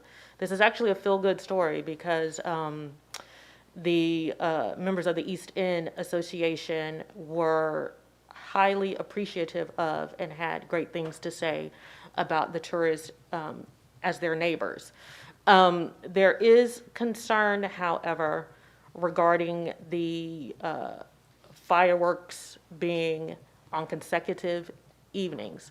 To show you how we got here originally, I believe now there is no limit on fireworks. The tourists requested 12, East End said 8, but because they're such good neighbors, they said, okay, we can go to 12 if we cannot have them consecutively. Yeah.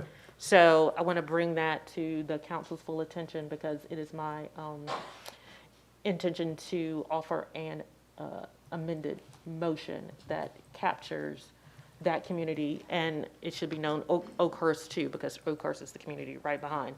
So it's my intention to offer an amended motion that captures that desire. And to be clear, so we saw the Friday and Saturday till 11:30. You're saying it can't be Friday and Saturday. It could be Friday or Saturday. I'm going to say non-consecutive, so So, yeah, that correct, could technically correct. not even, yeah.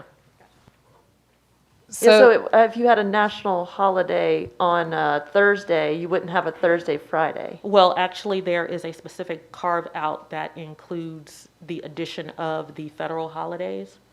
So because that is the federal holiday, I guess technically you could do the federal holiday that's on a Thursday and then have something on Friday. Okay. So if we want to really get into weeds, it's section 10-86 exception, subparagraph 8, I'll read the whole thing. Sound emanating from lawfully permitted fireworks displays occurring in the celebration of federally recognized holidays or emanating from McCormick Field between 10 a.m. and 11:30 p.m. Friday and Saturday, provided that the sound caused by the fireworks display occurs no more than 12 10-minute periods within a single 12-month period.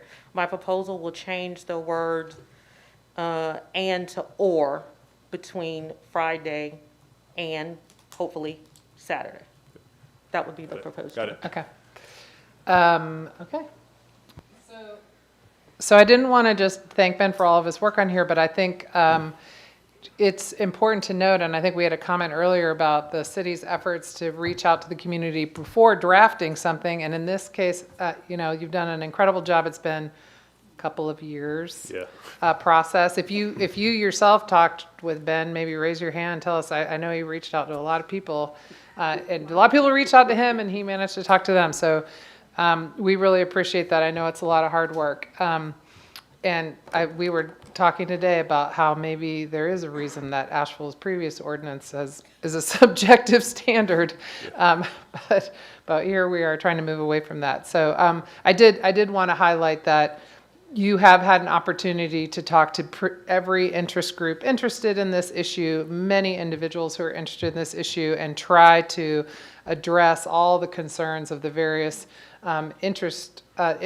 different groups that have an interest in this issue. So I really appreciate that. So. Thank you. We tried that in good faith, and we've made ourselves available to any group for measurements or whatever they need. And lastly, I just want to thank the team. I had 3 other dedicated city employees that did a lot of this work too. So thank you. Thank you. And we do, this really is time consuming for the city. We do, I think Ben said to us that we get about 2,000 noise complaints a year. So in a town of 93,000, that's a lot of complaining. So it's hopefully this will help.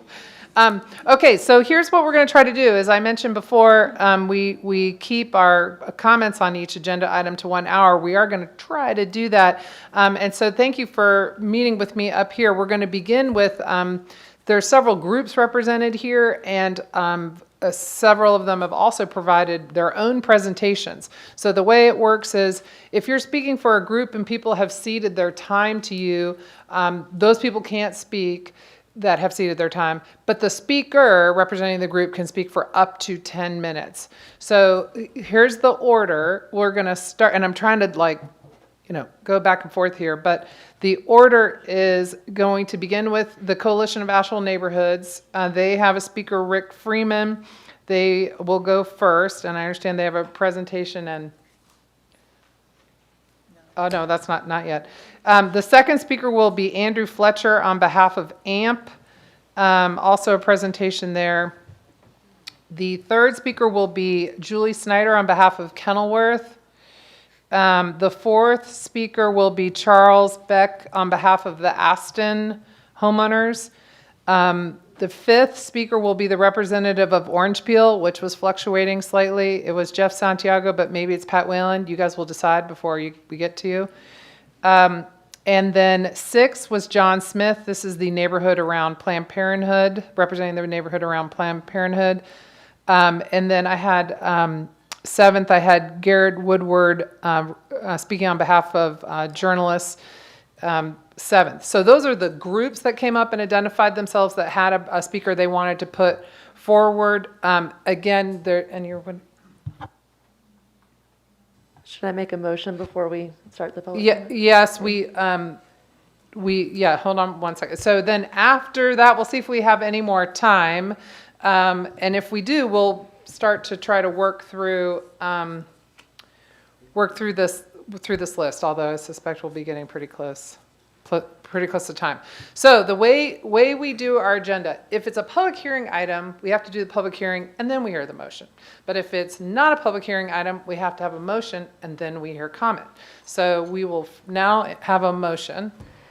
I'd like to move to repeal Chapter 10, Article 4 of the Code of Ordinances of the City of Asheville and replace the same with the new proposed noise ordinance, specifically including the staff recommended decibel levels and the following modifications. Fireworks limited to non-consecutive days and to continuous sound decibel reduction of 5 decibels having an effective date of September 15, 2021.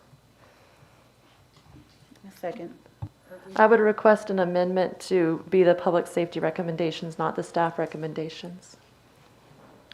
Okay, so just to get just Robert's rules in this, so we have a motion for the staff recommendation with the modification regarding fireworks. Yes, and the continuous sound decibel reduction. Well, that's already in the in the staff first one. recommendation, so Yes. I don't think that yes.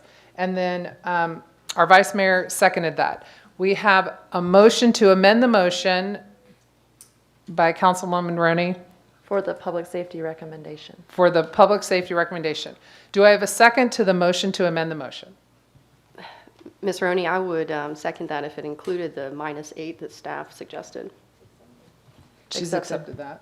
So Then I would second. So we have a motion to amend the motion to adopt the public safety recommendation with the -8 residential decibel measurement.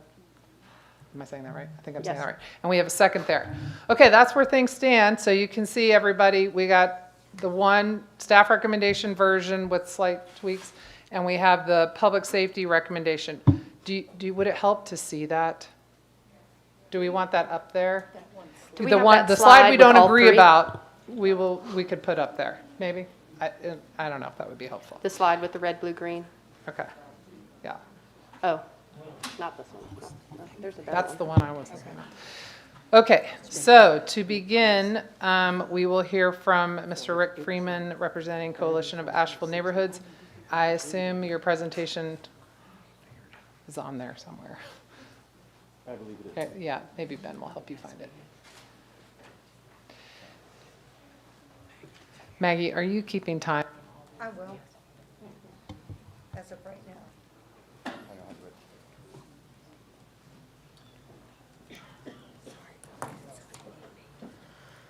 Am I being timed now? I'm going to keep my own time.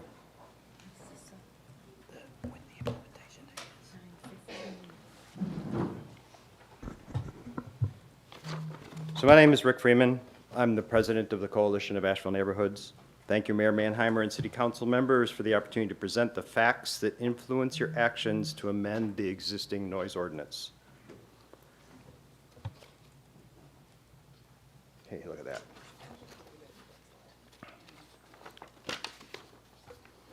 CAN has been in constant noise ordinance collaboration with Ben Woody and his team since May of 2019.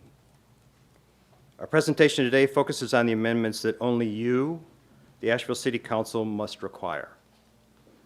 Asheville does receive about 2,000 complaints a year. It's a true public health problem. That's why we need an improved ordinance and effective enforcement. I'm not going to take the time to highlight all the other effective parts of the ordinance. Ben and his team have done a yeoman's job, and it's been 2 years of very collaborative work. They've done great on all those things. I feel I need to mention the recent radio and television coverage of this. Neither broadcast told the complete story, nor mentioned city staff measurements that did not support the claims that were made. So you can see I'm going to focus on the facts, the numbers that we understand, and the numbers that have been taken.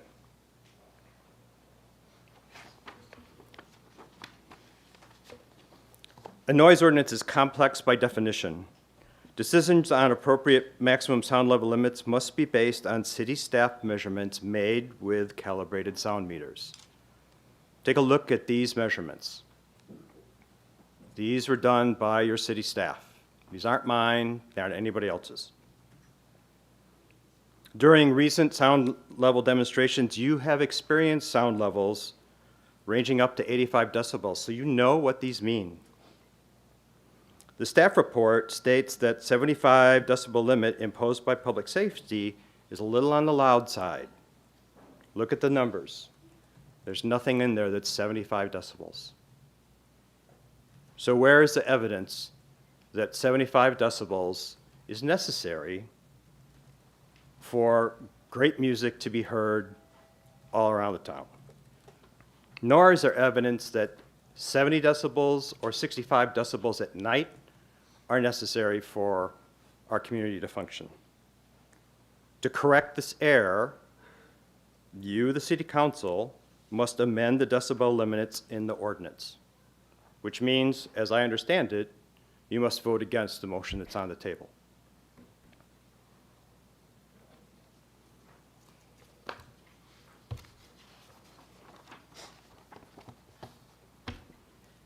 These would be our preferred numbers. For one moment, let's focus on commercial districts and the residents that live nearby. Think of Merriman, Tunnel, Charlotte Street, Hendersonville Road, Sweeten Creek, et cetera, et cetera, et cetera. So much of the conversation has been about what happens in the central business district. You need to look at how ranging these high numbers will go up and down into all these little pockets of commercial districts that if the property changes hands from a bakery to some other sound-producing business, residents will suffer. According to city statistics, between 8,000 and 9,000 Asheville residents live next to commercial districts. These are working people. We're not talking about the richest. We're not talking about the most expensive houses in town. These are people who work and who have kids, and they need to be able to sleep in order to do their jobs and to learn. In 2 years of collaboration with multiple organizations and the city, no one has ever challenged the World Health Organization guidelines that 45 decibels at night in a residential district allows people to sleep effectively. You've heard from Ben that they have some measurements and they have a model that talks about sometimes 50, sometimes 60. Let's not confuse those ambient levels in commercial districts with those that are in residential. The model that they have, city selected the highest level of model for prediction of ambient. And Dr. Eichelheimer can explain that to you if you want to bring him up here. We ask that you protect our citizens. There are other people who will be speaking here tonight that will go into great detail about the health effects of sound that's above 45 decibels, especially in neighborhoods where people need to sleep with their windows open because they don't have air conditioning. You must amend the ordinance to have lower decibel levels in residential districts. We support Ben and the team in using the disturbance model for neighbor-to-neighbor noise, just like they're going to use in public spaces. But having a residential district limit of 45 nighttime, 60 daytime, just gives them a benchmark when they're trying to figure out how to resolve a problem in a residential district.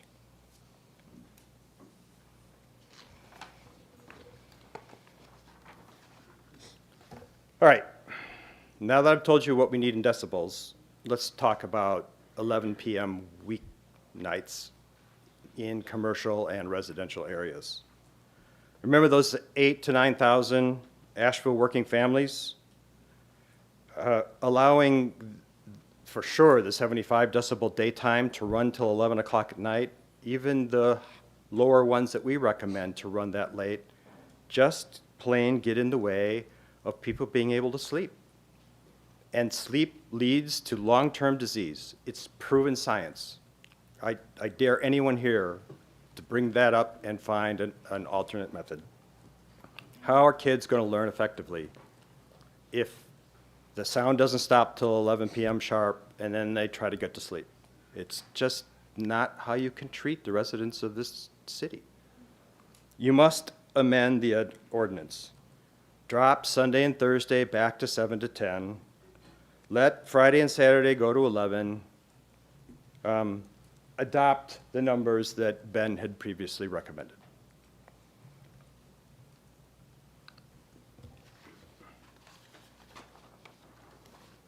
Okay. Let's talk about performance centers and how much sound they need. Take a minute to look at these again.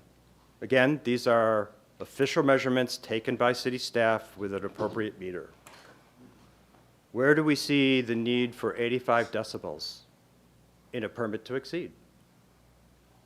Salvage station, apparently not. Rabbit, maybe 82.9, but that's measured in a parking lot that they would have had no reason to mitigate the sound going in that direction. Of course, that's also city property that's intended for affordable housing. How are we going to put affordable housing in a parking lot where there's going to be 85 decibels of sound banging against those windows? Yes, that means Rabbit would have to work to do mitigation, but we've talked with them an infinite number of times, and their desire to be good neighbors is pure, and I believe it. So they would mitigate, but they don't need 85 decibels. These measurements prove it. Look at the facts, use the facts in making your decision.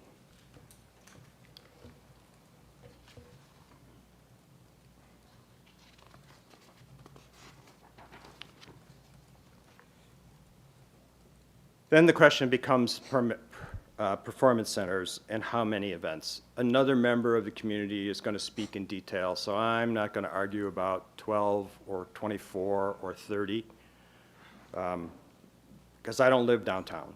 I live in Kenilworth Forest. But during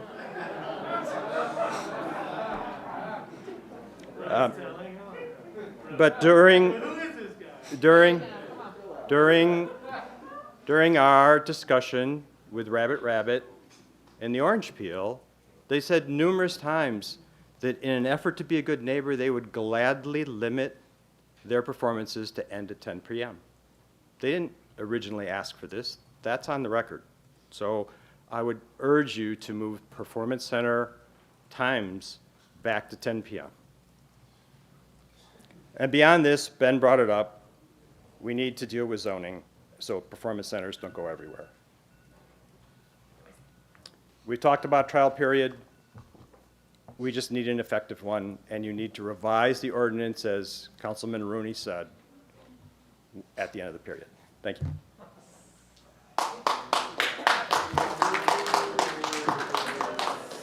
Okay, all right, guys. Whoa, we got a long night here, potentially. So let's just, okay. Sheesh. All right. I mean, okay. So this is my, if you like, like what they're saying and you don't like what they're saying, no, that's good. Okay. So next up is Andrew Fletcher speaking on behalf of AMP. And, I should have done this before. Can you raise your hand and just sort of identify for us the Coalition of Asheville Neighborhood folks? You're there. Okay, and AMP people, you want to raise your hand, let us know. Yeah, okay, thank you. That's very helpful. Just because we're not going to get to everybody, but it helps us know who's here. Thank you.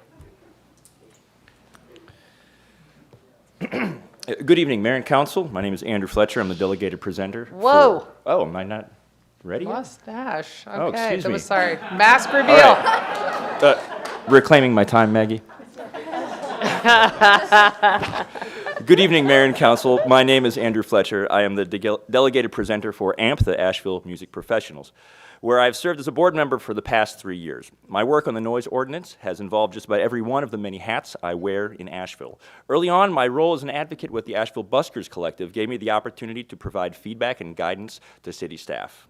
Though I'm not speaking on behalf nor representing the views of these commissions today, I have offered input and heard reports on the proposed ordinance as a commissioner on the Downtown Commission and as vice chair of the Public Art and Cultural Commission. As a busking advocate, I am well versed in the First Amendment and freedom of speech issues at play with this and have consulted legal advice which back up my conclusions.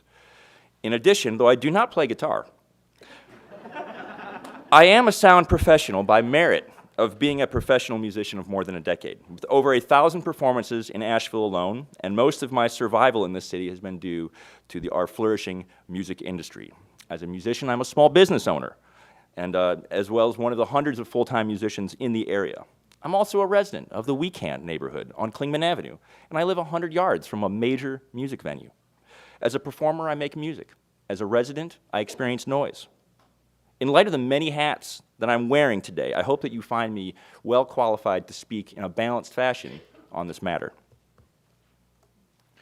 I have to say I'm really, really glad that I'm not giving this presentation to the HOA of a gated community in Boca Raton, Florida right now. You're the City Council of Asheville, North Carolina. This is the best little music city in the Southeast. We've got more talent per capita in this city than the entire USA.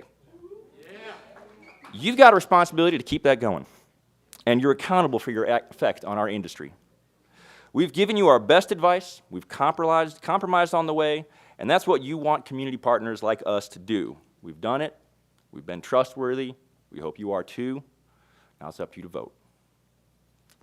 I want to note some shared successes that transcend the music industry but still benefit us and the rest of Asheville. The public engagement effort was strong, vastly superior to any other city in North Carolina on this matter, and likely to be a future best practices case study for other cities. The proposal reduces the number of potential interactions between police and citizens, sending civil servants with clipboards instead of civil servants with badges and guns. That's a very positive step for all of us, but especially for our communities of color. Having specialists deal with noise issues is a strong step and will build institutional knowledge and experience dealing with these issues both within City Hall and within the community. And a review process to ensure that enforcement is not being weaponized by either the city or special interests against communities of color and protests and rallies and things like this. The potential equity concerns are real, and this public review process is part of what can mitigate those concerns by bringing those factors in a public way. Of course, there's more to do in that department and everything the city does. This is a positive step. And we just heard some really extraordinary claims going around about health consequences of noise. But we haven't really seen any extraordinary evidence to back those up. In fact, there are health benefits to music. According to Johns Hopkins Medicine, if you want to firm up your body, go to the gym. If you want to exercise your brain, listen to music. This is in line with their mission statement to improve the health of the community, and that aligns with the city's comprehensive plan. So.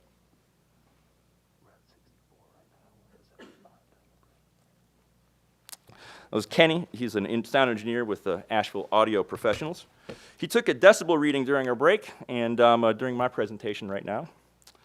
And right now, this is the number that he recorded. 64 right now. Anybody feel like they're getting injured or hurt? Feel unhealthy? All good.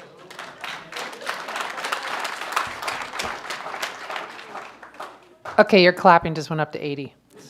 Do the fingers. You see, it would be so easy to violate CAN's proposed standards that we can't even follow them ourselves right now. A light rain shower would violate the proposals. This should clearly indicate to you that maybe we represent a more reasonable path. Moreover, according to Johns Hopkins, 60 dB is normal conversation, and 80 to 90 dB is safe.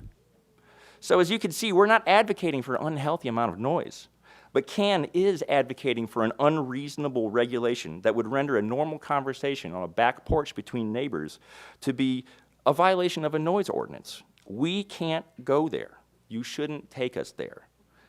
And here's what you risk if you get it wrong. 8,000 jobs just in the music industry or supported by it. $33 million in generated tax revenue. A high-growth industry, quadruple over expectations. It's the envy of other cities across the country. $96 million in labor income that goes to folks like me and us in the audience. $384 million part of the pie as far as the gross regional product. That's the contribution. That's what you risk if you get this wrong. Now, while you're thinking about all those zeros behind those numbers, and all the people in this room and all the folks that couldn't make it, that rely on this industry, and the serious equity issues at play, I want to acknowledge that there's a lot of people here, including perhaps some of you that are wondering if we got this policy right. And I know that City Council loves Goldilocks propositions. The music industry that I'm representing today, including venues, sound engineers, professional musicians, and many others, think that, yes, we did get it right. And we compromised on the way to get here. We didn't get everything we want, which should be a reassuring sign to you all that the ordinance as passed by public safety is a sound one. So you've got your Goldilocks proposition. The staff report showing the three proposals, showing the proposals are actually incomplete because we know that there were people that wanted a higher decibel rating.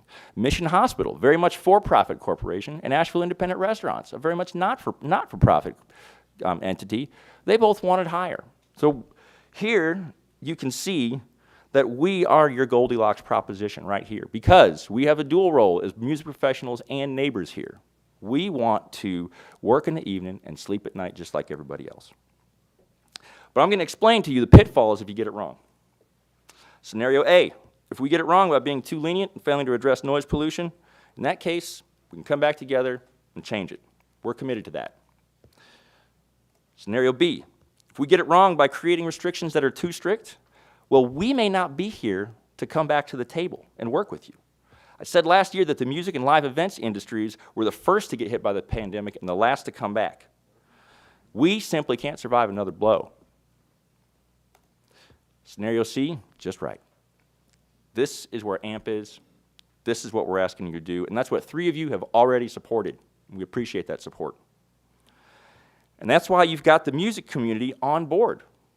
Like, we're not here saying no, we're here saying yes. I come up to this mic and say no all the time. But I'm bringing you guys a yes. And it's a yes that 3 of you already agreed with. It was clear before this process got started that a new ordinance was needed and inevitable. It can't be denied the folks that started this conversation deserve relief from the top 8 industrial construction noises that are listed. We're number 9. Music is number 9. We know the top 8 are going to get satisfaction somehow. Just don't throw us out on the way. And that's why we haven't sought to oppose it outright, but to improve it and to ensure that our people in our industry are not inadvertent casualties. If that happens, we are prepared to come back and work again to get it right, which is why we are asking you to commit in solidarity with our neighbors to come back to work on this if we don't get the outcomes we're expecting. Many in Asheville fear change from the city because policies seem written in stone. But in the past year, we've seen stones shattered that stood for over a century. Successful policy is nimble and changes when situations change, and adapts when our outcomes do not match our goals, just like I had to rewrite this speech this morning. We ask you to check back in next year to make sure our policy outcomes match our intentions. We confidently say that the 3 of you on Public Safety Committee got it right back in June when you unanimously accepted our compromise position. We find that yours and our proposal will work. It works for venues.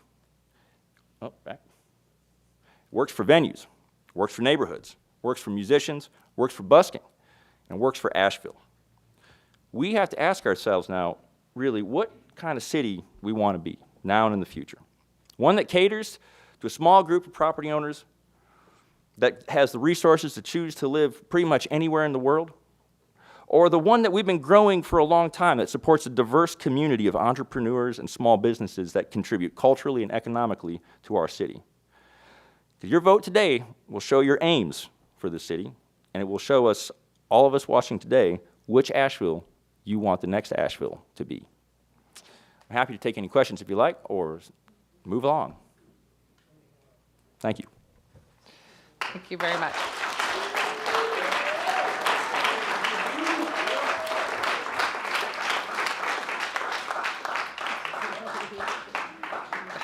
Lord, I give up.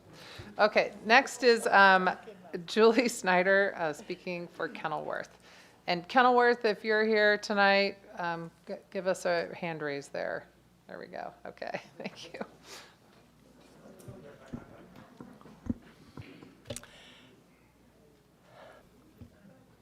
I start? Okay.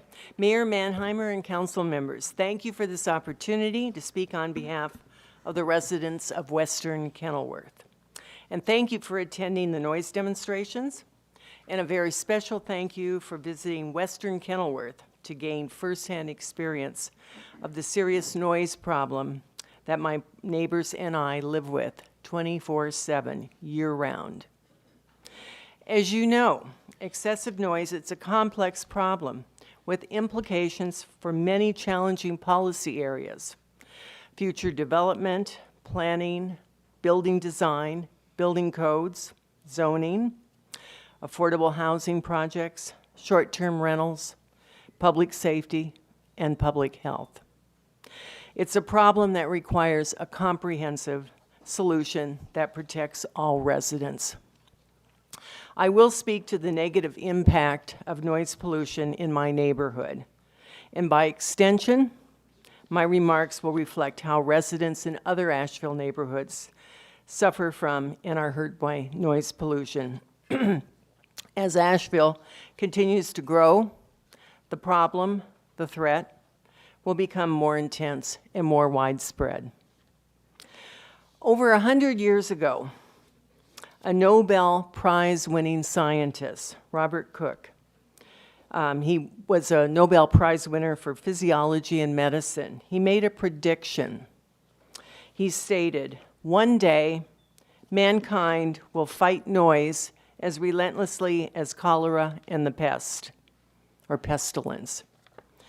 A growing number of Asheville residents are recognizing the seriousness of this threat of noise.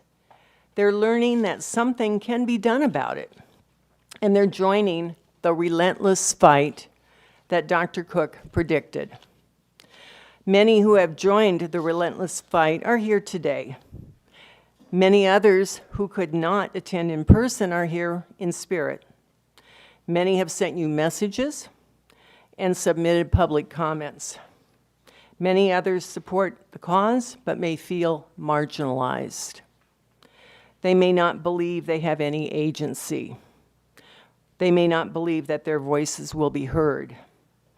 Some may be afraid to speak out for various reasons. But we're all in the fight to achieve a noise ordinance that will protect our safety, our health, our family's health, our quality of life, and our properties. We're fighting for a healthier, quieter, more sustainable Asheville for all residents, now and in the future. I'd like to draw attention to the stated top objectives for the proposed noise ordinance. In short, they are to protect the safety, the health, the quality of life, and properties of Asheville residents. But stunningly, this flawed ordinance proposal does not even support its own objectives. And astonishingly, it seems to ignore the present and growing threat of noise pollution to Asheville residents' health, well-being, and properties. Perversely, it would not provide relief for many Asheville residents and would further damage and undermine their safety, their health, their quality of life, and their properties. Shockingly, it may not require accountability and mitigation from some commercial and industrial polluters. To the contrary, it could even permit more noise pollution from some commercial and industrial sources to permeate our neighborhoods. About 10% of Asheville residential areas are located close to industrial and commercial zones, making excessive noise pollution from these sources a widespread threat to Asheville residents' health and quality of life.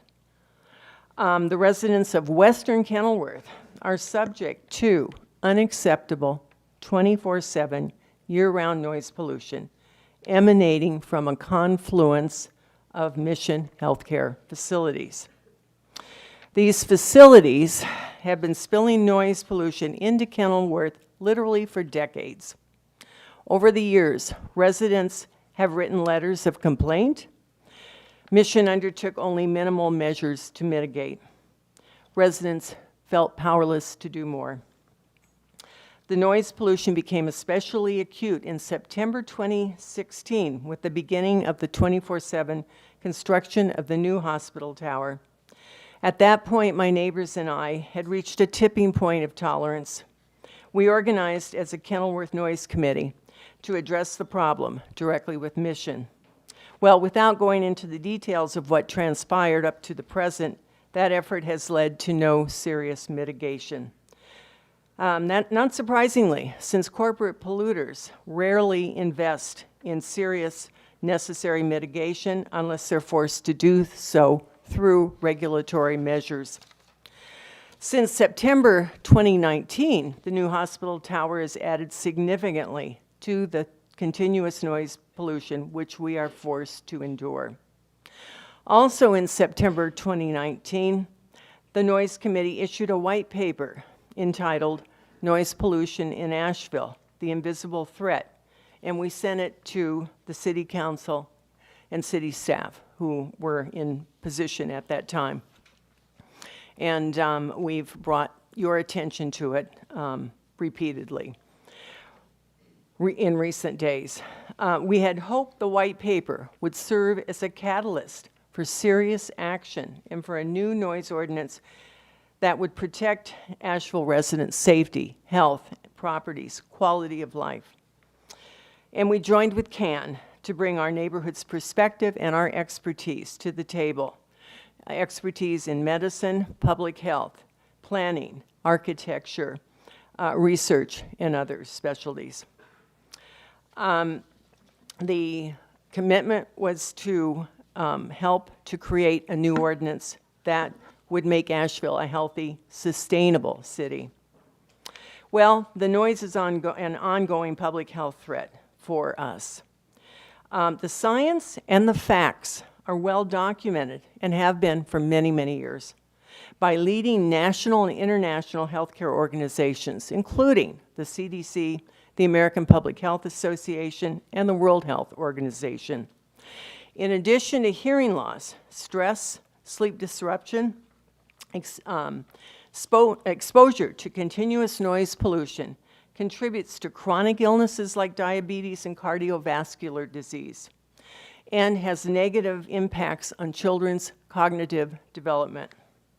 That's why we're advocating for the World Health Organization's recommendation for a 45 decibel nighttime limit in residential zones. This limit is included in CAN's proposed amendments to the ordinance. Many of us routinely hear continuous pure tone noise in the range of 55 to 65 decibels and sometimes higher. These levels are intolerable, not to mention unhealthy. We're asking for a better ordinance, an ordinance that would improve our lives and protect our health. I'll cite some of our residents' comments. It seems, quote, "It seems totally ironic and hugely disappointing that a hospital whose purpose is to promote continuous good health of our community doesn't at least adhere to worldwide health standards in filtering its noise systems out of respect and care for its very own neighbors. The continuous noise affects hundreds of homes in the immediate neighborhood, including elderly folks, young families, longtime residents, and employees of Mission itself." Unquote. Quote, new comment, "We endure many inconveniences due to the 24-hour intolerable noise, like not being able to keep our windows open, hearing noise that penetrates our closed, double-paneled windows, not being able to use our rooms, some of our rooms in our homes, those that face the hospital, not being able to enjoy our patios and our yards." Next comment. "Because of the continuous noise, my husband and I often cannot hear each other speak when we sit on our deck. Low-flying helicopters drive us indoors. They make it sound like and feel like we live in a war zone." Next comment. "The noise is causing the fabric of the neighborhood to fray. Many residents have already left. My home no longer feels like my home." Thank you. Okay. Thank you. Thank you very Okay. much. All right, that was, we're on to the Aston homeowners and Charles Beck. And Charles, we have your accompanying materials.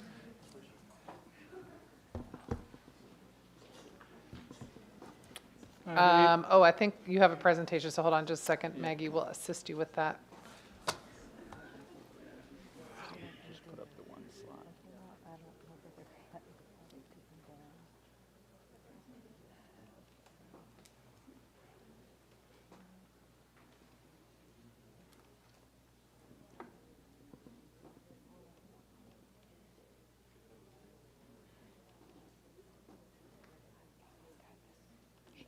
PDF file.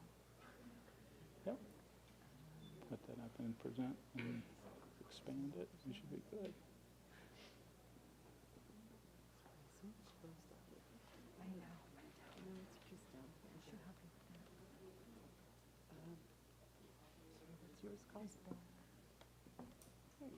Yep. And just advance it up one. That's fine. We have lots of people signed up to speak. No, I don't think she heard you, but I believe there are people of color Signed up to speak. But we'll see how much time we have. But if there are other groups that have created a group and have a speaker, we will welcome the opportunity to have group, because we're trying to make sure we hear from all the different groups and, individuals if possible. So if you would like to put forward a speaker, you have that would be welcome.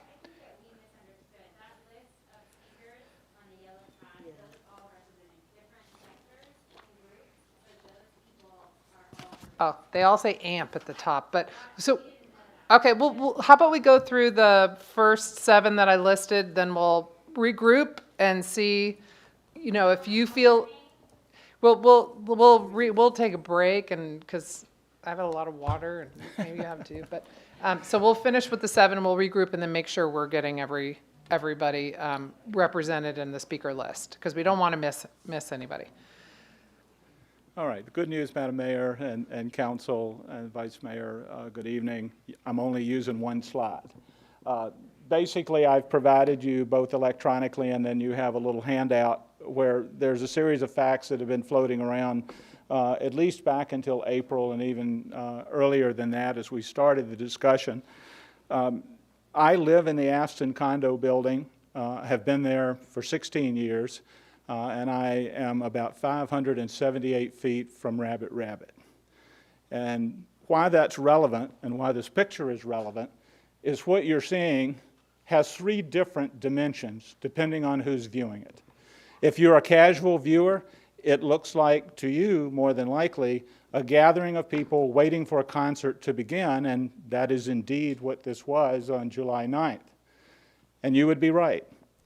To me, as an individual homeowner, I look out and I see that, and it's a platform to drive 72 to 80 decibels into my living room and my dining room and on my patio for 4 to 6 to 8 hours. That, to me, is not tenable. I understand that the venue owner, they look at this based on economics, and it's a $5.25 million a year revenue stream for them based on gate receipts and food and beverage revenues. So everybody's got a perspective, and that's okay. Okay, hold on. Hold it together, guys. You're going to get your chance. They're obviously disagreement about your numbers, but just hang tight. They're probably low. But the key point is that in 2019, when we started this discourse, the first bullet that was up on the flyer that was distributed said, "Keep Asheville vibrant, but don't let noise hurt the quality of life." And that's really a core point that I want to drive home tonight. I think that 4 things contribute to that decision making. Quality of life, I can't take my condo, strap it on my back, and move out of Asheville. I don't want to. I moved here for a reason. Health and wellness is important.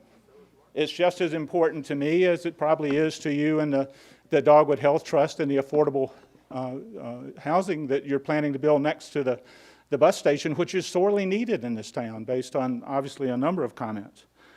There is also medical health. There is stated from AARP Health and other various organizations, categorical evidence that it hurts your ears when it's, and I think this is the important part, because I saw the 64 decibel reading. That was for a moment.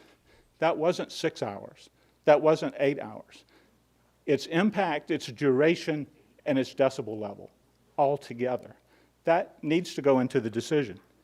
And then the last point on the 4 cornerstones is that, as we're all aware, the police and safety issues, they're underfunded and they're understaffed to take this on. As Councilwoman Roney pointed out, maybe we're rushing too fast because we're not staffed to do this.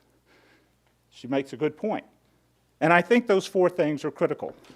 So I have 4 asks on behalf of my fellow residents. Number 1 is the CAN amendments do give us a good basis. I think that they at least should adjust the hours, minimize the volumes to the extent we can, and certainly the exceedances, which I'm going to let board member, my fellow resident, talk a little bit about the decibel level and the exceedances. And then I think you should balance economics, because I believe that the points have been made. The local musicians need an opportunity to advance and get back out of this pandemic. My issue with the noise, personally, from Rabbit Rabbit, is they are national touring bands. They're not helping the locals in a direct sense. And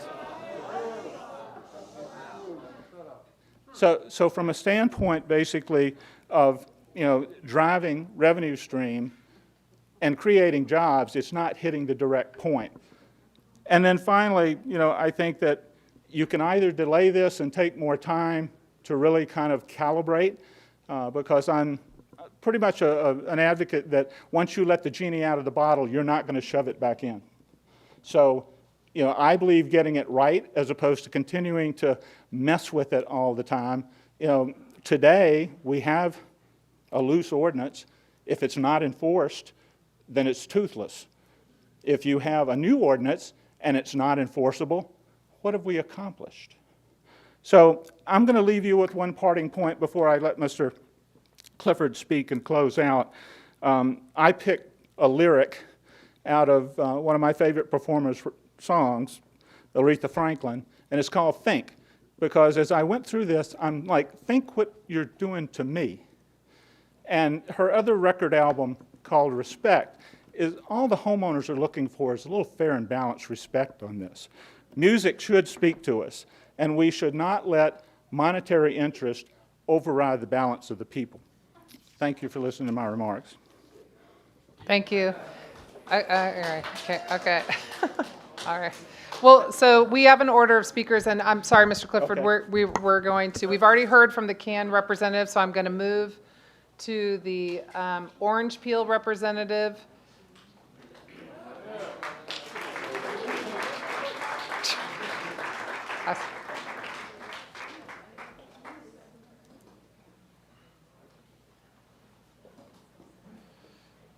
Okay, you decided it's going to be Pat Whalen. Well, shocking. Okay. All right. Actually, I'd like to get clarity on that. The presentation, we have 10 minutes because we have a bunch of people behind us. I could do mine and let Jeff do the slideshow, or I could do the slideshow as part of mine if you want, or we can do it later, but we wanted to show you the slideshow at some point. Remember how we talked about the hour thing? So We're not planning to use our whole 10 minutes. We're only going to use 6 or 7. We're trying to help you with that. Well, no, you go ahead and do your full 10 minutes. Bring your, do your whole thing, because we're going to then move to another group. And I know we've got other groups that are forming here that would like to speak as well. So go ahead and do your, is this, I think Jeff's coming up. Grab Jeff. No? Jeff, where's? Yep. There he is. Okay. Yeah. But I'm not to that yet, if you don't mind. Okay. We're ready. Madam Mayor, members of council, I am Pat Whalen of Public Interest Projects.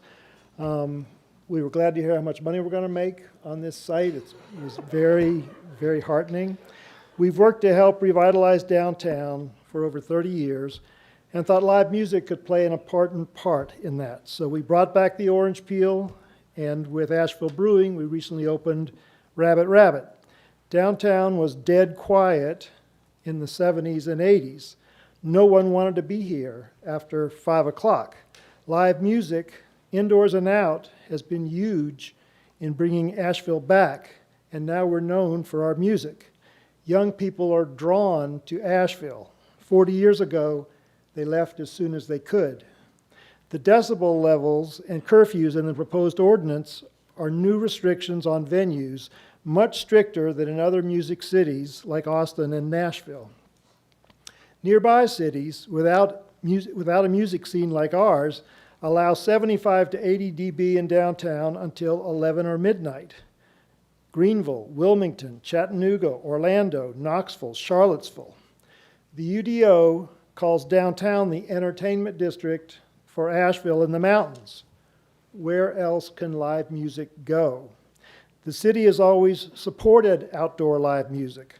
34 years of Bell Share, 32 years of Downtown After 5, 20 of the Drum Circle, and 54 of Shindig. I'll guarantee you that the DBs registered at those shows were nothing like 64. We've only done one show now at Rabbit Rabbit in our history. It was a country show without the dynamic range of some of the rock shows we do, and we were intentionally trying to hold the sound down because of all this controversy. Based on that history, we built Rabbit Rabbit as a properly zoned, permitted, and approved outdoor performance center. We expected to be allowed to do performances at our performance center. To comply with the sound exceedance 85 dB limit, we'll need to hold artists 10 to 15 dB lower than typical shows. We have been advised if the dB levels go any lower, touring artists will just skip Asheville. We can't survive if that happens. Your ordinance calls music noise. Our Supreme Court says live music is protected speech. The other sounds covered by the ordinance aren't, yet they are favored. McCormick Field and sports events have no limits on decibels or number of events. If you do the math, construction with no decibel limit is allowed to operate for 40% of the yearly hours. The 50 to 100,000 music fans we expect at our shows get 2% of the yearly hours, and the nearby condo owners who presented to you today are protected from our shows for 98% of the hours. We want to be good neighbors. We would like nearby residents also to be good neighbors. They moved downtown, attracted by its vitality. They should not be granted excessive protection from the live music, which was part of what drew them here in the first place.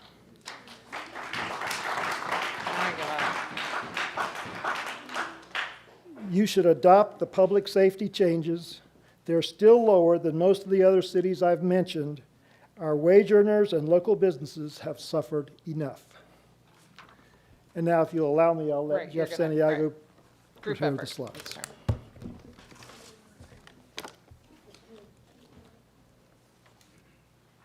Hello, Mayor, Council, thank you for the opportunity to speak. My name is Jeff Santiago. I'm a resident here and homeowner in Malvern Hills community. So, you know, some of these community groups have not represented me thus far. Aside from being a venue manager, I'm also a working musician and a board member of AMP. I've been part of this industry for 30 years, and for the last 15 of which I've been right here in downtown Asheville. And I'm here in support of the proposed ordinance, which is public safety's proposed ordinance, which is already a sensible compromise. So now, you know, live music events have been a fabric of Asheville. A music city is something that we've been grown to be known for. And there was a time where downtown Asheville and other areas like Haywood on West Asheville were boarded up. Dining and live entertainment were a big part of redeveloping these areas. And over the years, the depth of our music scene turned out to be somewhat of a surprise, and it reflected positively on our city.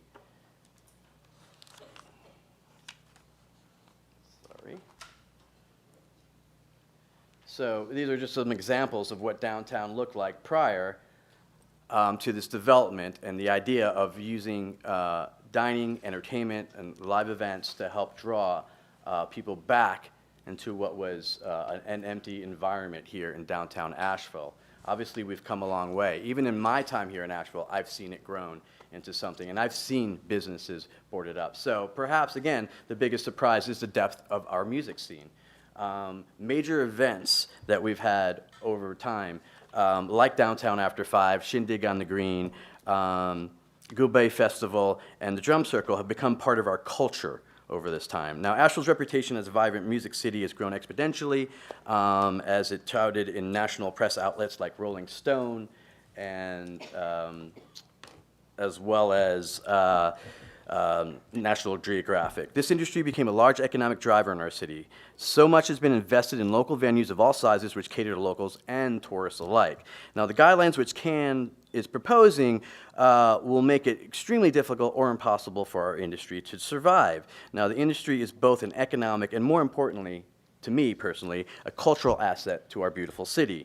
Now, the venue I manage is one of the larger ones whose business model depends on presenting world-class talent from many genres. These genres represent so many different parts of our community. But we also work with local developing artists, with local showcases, again, of all genres, and by partnering with community organizations and music schools like Rock Academy, Leaf in Schools, and Girls Rock. Now, these are our own children participating in these events. Now, we are providing youth to gain real experience in the arts through all of our venues. Each venue finds ways to make it accessible to different communities of Asheville for those who wish to learn and participate more in the arts. So together, we're an ecosystem, which our city depends on. And so with that, I ask you to vote yes on the current proposal, a sensible proposal in which the ecosystem can survive and we can continue to build upon our culture. Thank you. Mayor, do we have another minute or two for Orange Peel? Okay. Y'all, my name's Rob McAdams. I'm going to speak from the heart real quick. I've worked at the Orange Peel for 10 years, from an intern out of UNCA to an assistant manager there. I make my livelihood through live music. I support my family, and I've established a career and a livelihood in the city that I cherish. You know, dozens of people in this room are just like me, and hundreds more outside these walls who work in live music and rely on this to pay their rent, to pay their mortgage, and to support their families. All I can say is don't limit us right now. You know, I don't have a stock portfolio and a 401k, and I'm sure they're beautiful condos, but I'm here to work and live and enjoy Asheville, and I you know, respect to our neighbors as much as we can, but I support the public safety option. Thank you. Thank you. Okay. Okay, the next person I have representing a group, John Smith, representing the neighborhood around Planned Parenthood. Are you still here? Yep, okay.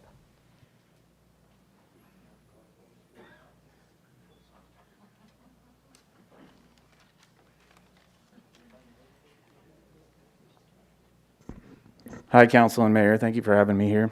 This is my first City Council meeting ever, so bear with me. I'm just going to speak from experience, and some of the things I might say could be offensive to some based on the content. I'm representing the neighborhood surrounding Planned Parenthood, specifically behind the election center. Our typical Saturdays go like we wake up at about 7:50 a.m. to the sound of amplification and descriptions of very graphic descriptions of abortion. So our whole neighborhood has been struggling with this for years, multiple households, and our struggle is nothing compared to the people that are trying to get services at Planned Parenthood and who are harassed and targeted. These protesters have followed me to my home after engaging with them. I 100% support people's right to protest, but I don't want to hear that in my home, and I sure don't want the folks at Planned Parenthood to experience that type of trauma when they're already going through potentially traumatic things in their life. We have two folks that use amplification. Mr. Zach Hebb uses a megaphone that is designed for police and military application, and the other protester, Allura Lightfoot, uses a megaphone. It's like competing megaphones, sometimes multiple times a week, generally on Saturday morning, but we're just tired, you know. We don't want to hear it in our house. I don't want my children hearing it. At least I've had a teachable moment with my children about this and how not to be as adults. Thank you very much.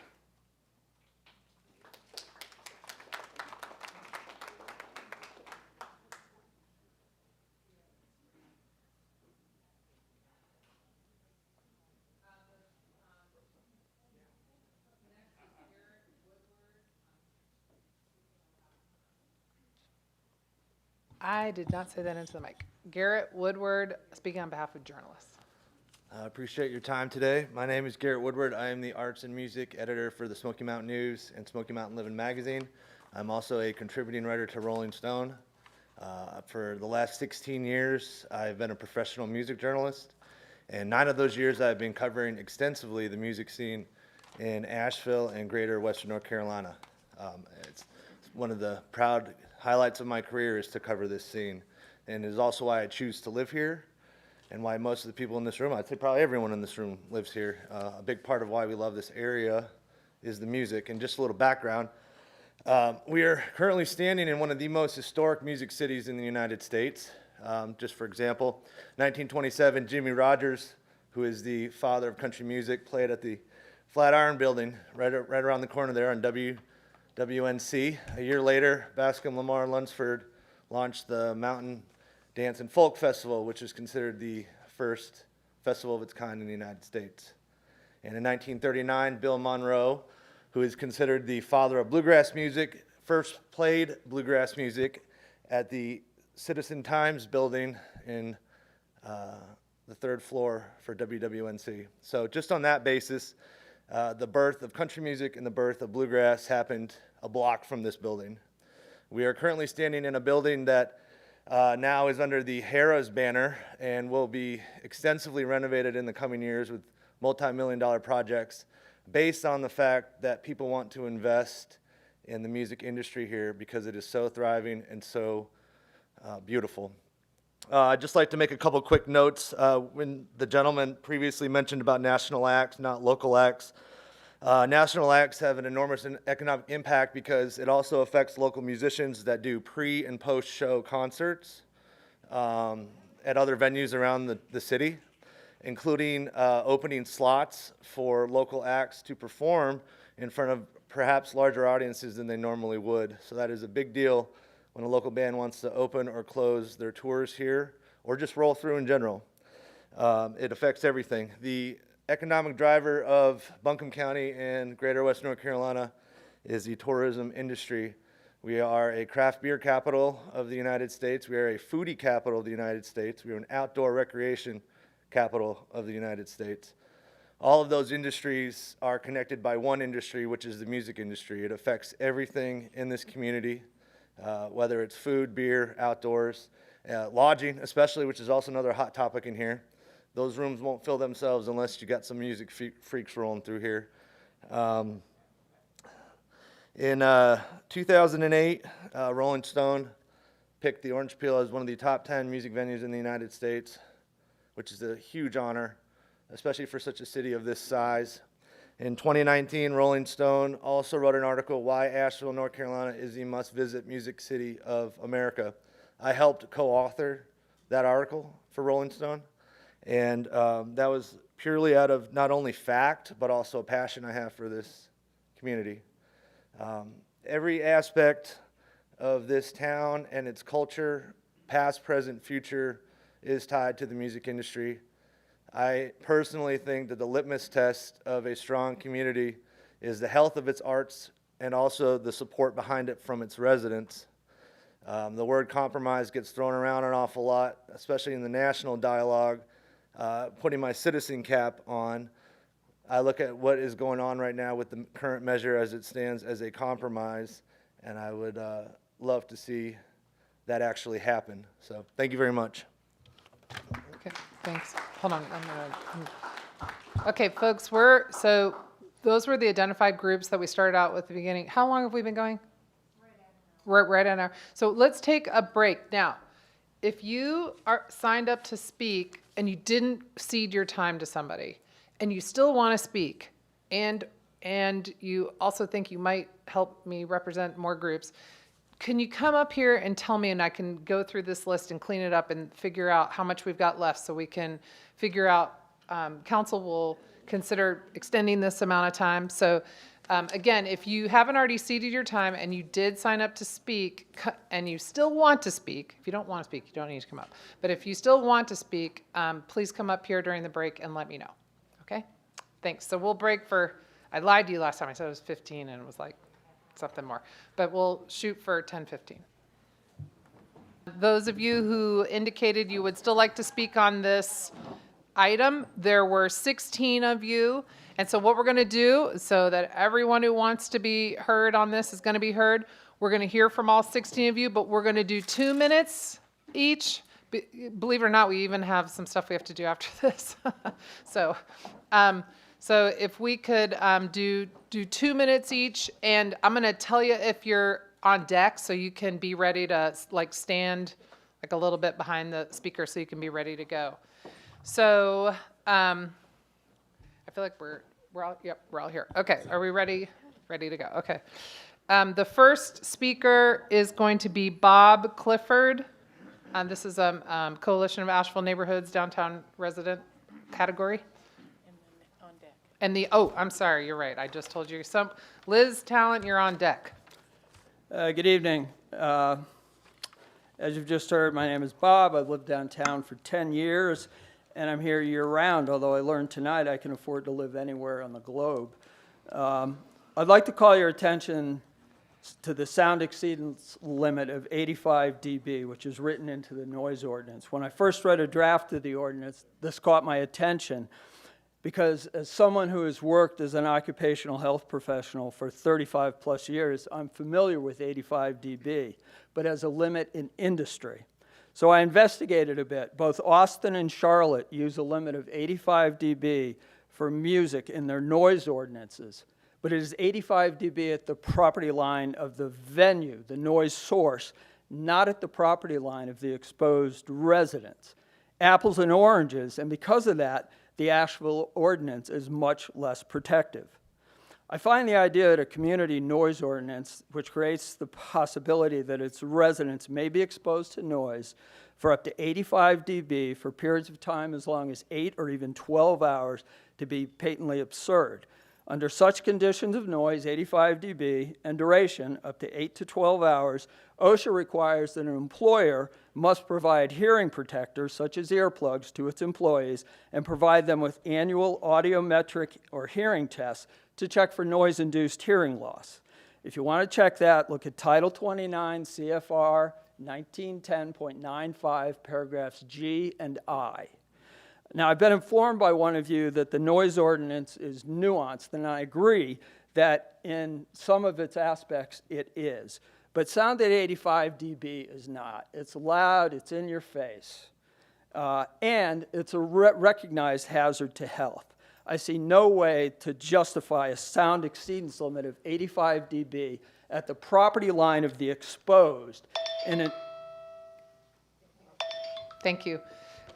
So Liz Talent, you are up now and on deck, and Ms. Talent is in the music category, and on deck is Steve Rasmussen. Okay, thank you. Thanks for sticking around and letting us speak tonight, and thanks to Ben Woody and your staff for all of your time and efforts on this contentious and difficult issue. My name's Liz Talent. I've been on the management team at the Orange Peel and now Rabbit Rabbit for 15 years. I'm a mom of 3, a board member of the Arts Council, and an Asheville resident.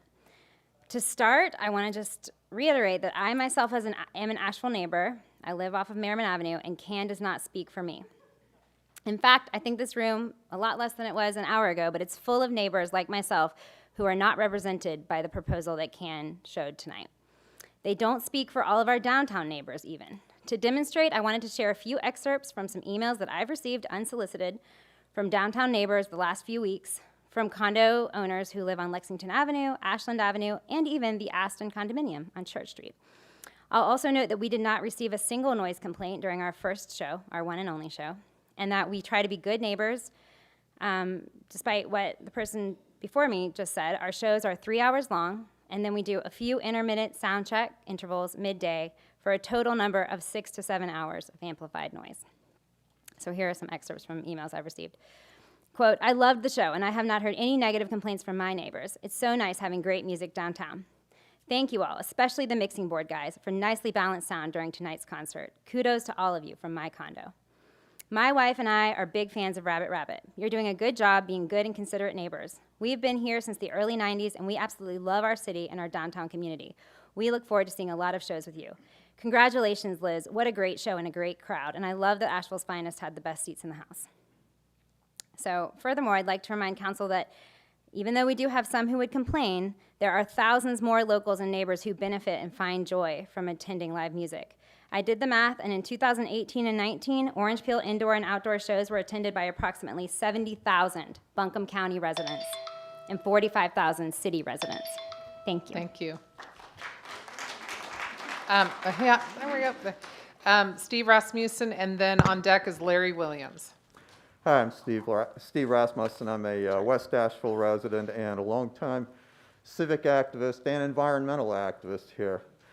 One thing I've noticed about noise is that a lot of people hate other people's noise but demand the right to produce their own. That's not justice or fairness or equity. It's just selfishness. Time and again, we've seen industries, this time the music industry, in the past it's been the development industry or manufacturing industries, demanding the right to impose their social and environmental costs of doing business on the rest of us. Without compensating us, all we get is sicker because we get the air pollution, we get the sound pollution, we get all kinds of pollution that is a consequence, apparently, of Asheville's becoming a center for national industries like the music industry. Your responsibility as city leaders is to the health and safety of residents, of the people who voted for you. We didn't vote for music industry professionals. We didn't vote for developers or the people making all the construction noise that we have to put up with before we get to put up with all the racket coming from wannabe guitar heroes echoing through our neighborhoods every night. Seriously, I mean you. Oh, seriously though, I mean, I've just never heard such selfishness coming from people who, fellow musicians. I'm a musician myself, and I would never, consider that the decibel limit I have to play at is a sign of my talent. We're talking about outdoor venues too. We're not talking about indoor venues. This is just one special thing. It's not even festivals, which are once in a while. This is industrial scale outdoor music that we're trying to stop from deafening us. So I would please ask you to keep a sense of perspective and of justice here. Thank you. Okay, Larry Williams is up next, and Cactus Sullivan is on deck. How y'all doing? My name is Larry Pofo Williams, and I'm coming as an aspect of an artist of color and also someone who moved to Asheville and didn't have any sense of direction. Today, I own 2 publishing houses. I have worldwide distribution, and I have music all over the world. And it's only because of Asheville.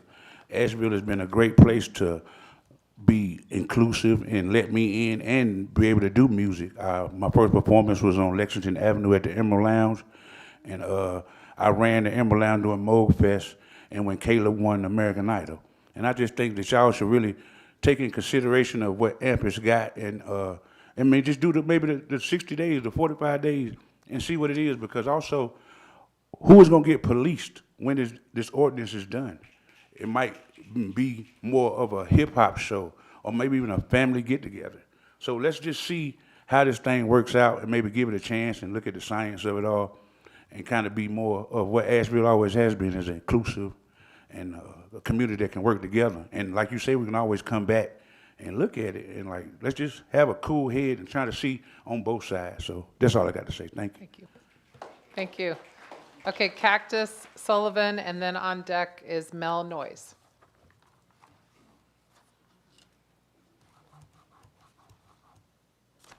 Thank you for your time. Mayor, the City Council. I'm a West Asheville homeowner and a musician working in Asheville for 25 years. I'm a band leader, small business owner, and an employer. Working as Secret Agent 23 Skidoo, I've worked with kids for 15 of those years, performing family shows, teaching rhyme writing workshops, and creating free curriculum for all of Buncombe County elementary schools. All those things were in collaboration with the brilliant and eccentric local music scene, and wouldn't have happened otherwise. The local musicians work with kids around here all the time through music schools, private lessons, family-friendly shows, school shows, workshops, residencies, after-school programs, community outreach, and also just friendships. 15 years later, I now see these kids grown up into some amazing human beings. When I talk with them, they're totally inspiring. Their depth is incredible. Their awareness is unusual. Their ability to express themselves is beautiful. And they have this resilience that they really need and that help them get through this pandemic. Seeing these kids grow up, man. The local music scene is a big part of the village that helps raise the local kids. An overly oppressive noise ordinance would undoubtedly reduce the amount of professional musicians in this town. It would reduce the amount of shows. That's why all these musicians are here today. As you know, this is an expensive place to live, so these musicians need all the gigs they can get. The musicians here are a vital and often overlooked resource. Not only do they give the town flavor and attract tourists and future residents, which brings millions every year into the local economy, but they enrich the lives of the communities of the people who live here, especially the kids growing up and creating their own personalities and identities. This choice will affect the kids growing up in this town. That's it. Thank you. Thank you. Mel Noyes, and on deck is Terrence Brown. Hey, so I'd like to amplify some of the voices of color. And first of all, say that the white privileged folks up here, speaking for more controlled decibels, can absolutely afford to pick up and move somewhere else if you don't like the culture here. Thank you, Taz. Oh. And I would also like to echo Mike and point out how little effort has been made to prioritize voices of color and other marginalized folks. There are progressive ways to set up a public comment space where voices that need to be heard are heard first and not as an afterthought. And lastly, my personal observation is on how many folks showed up here tonight for the music scene, which is really great, but last time I checked, Black Lives still matter, so it'd be great to see y'all out here more often to defund the police. My name is Terrence Brown, but some of y'all actually know me as East Dog, the rapper. And I actually not only speak for the rap artists in Asheville, but I actually speak for all of the wonderful musicians that I actually got to see and hear. Growing up in Asheville, there's only one thing that actually kept me going is the music. And Asheville always keeps the music going. And not only that, it's really wonderful, but it's therapeutic.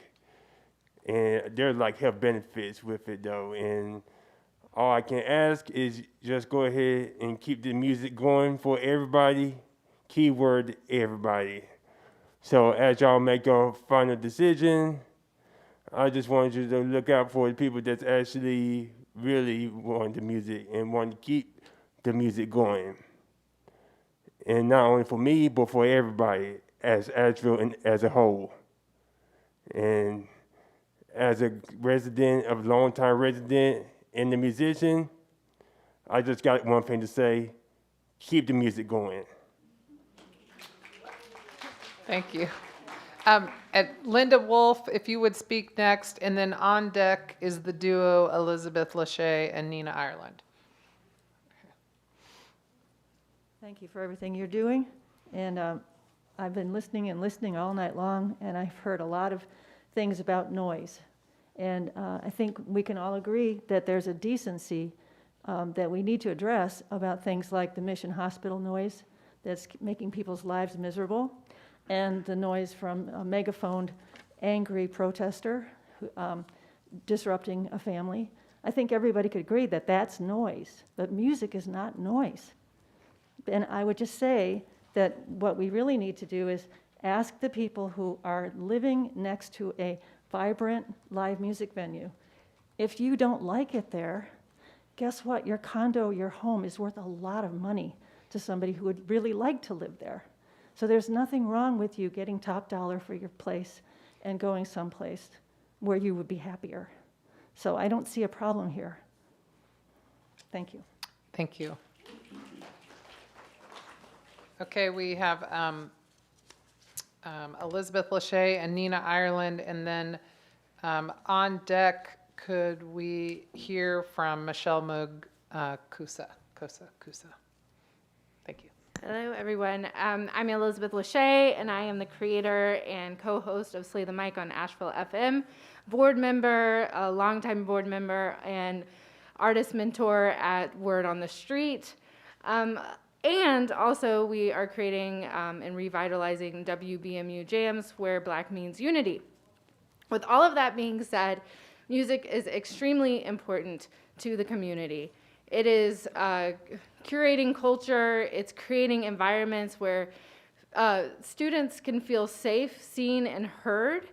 And I just want to reiterate, when we talk about inclusivity, like, where are we speaking about that? Who are we talking about? Who is in the room? Who is being heard? Who is being seen? And I also want to share the mic with Nina, because she is a longtime resident here in Asheville and has an amazing perspective to share. So, with that being said, I'm 30. I grew up off of Martin Luther King, born and raised, same house. Seen a lot of things change in the East End community. I have 4 kids. I can tell you probably about 7 years ago, I heard many events happening at Martin Luther King Park that didn't have music, but I could still hear what was going on down there. I knew something was taking place at the MLK Park. There were countless times where there were different events that included music, so I knew I could pick up and go down there and see something. My son is 10. My other 2 kids or 3 kids are 8, 7, and 5. I have a stepdaughter.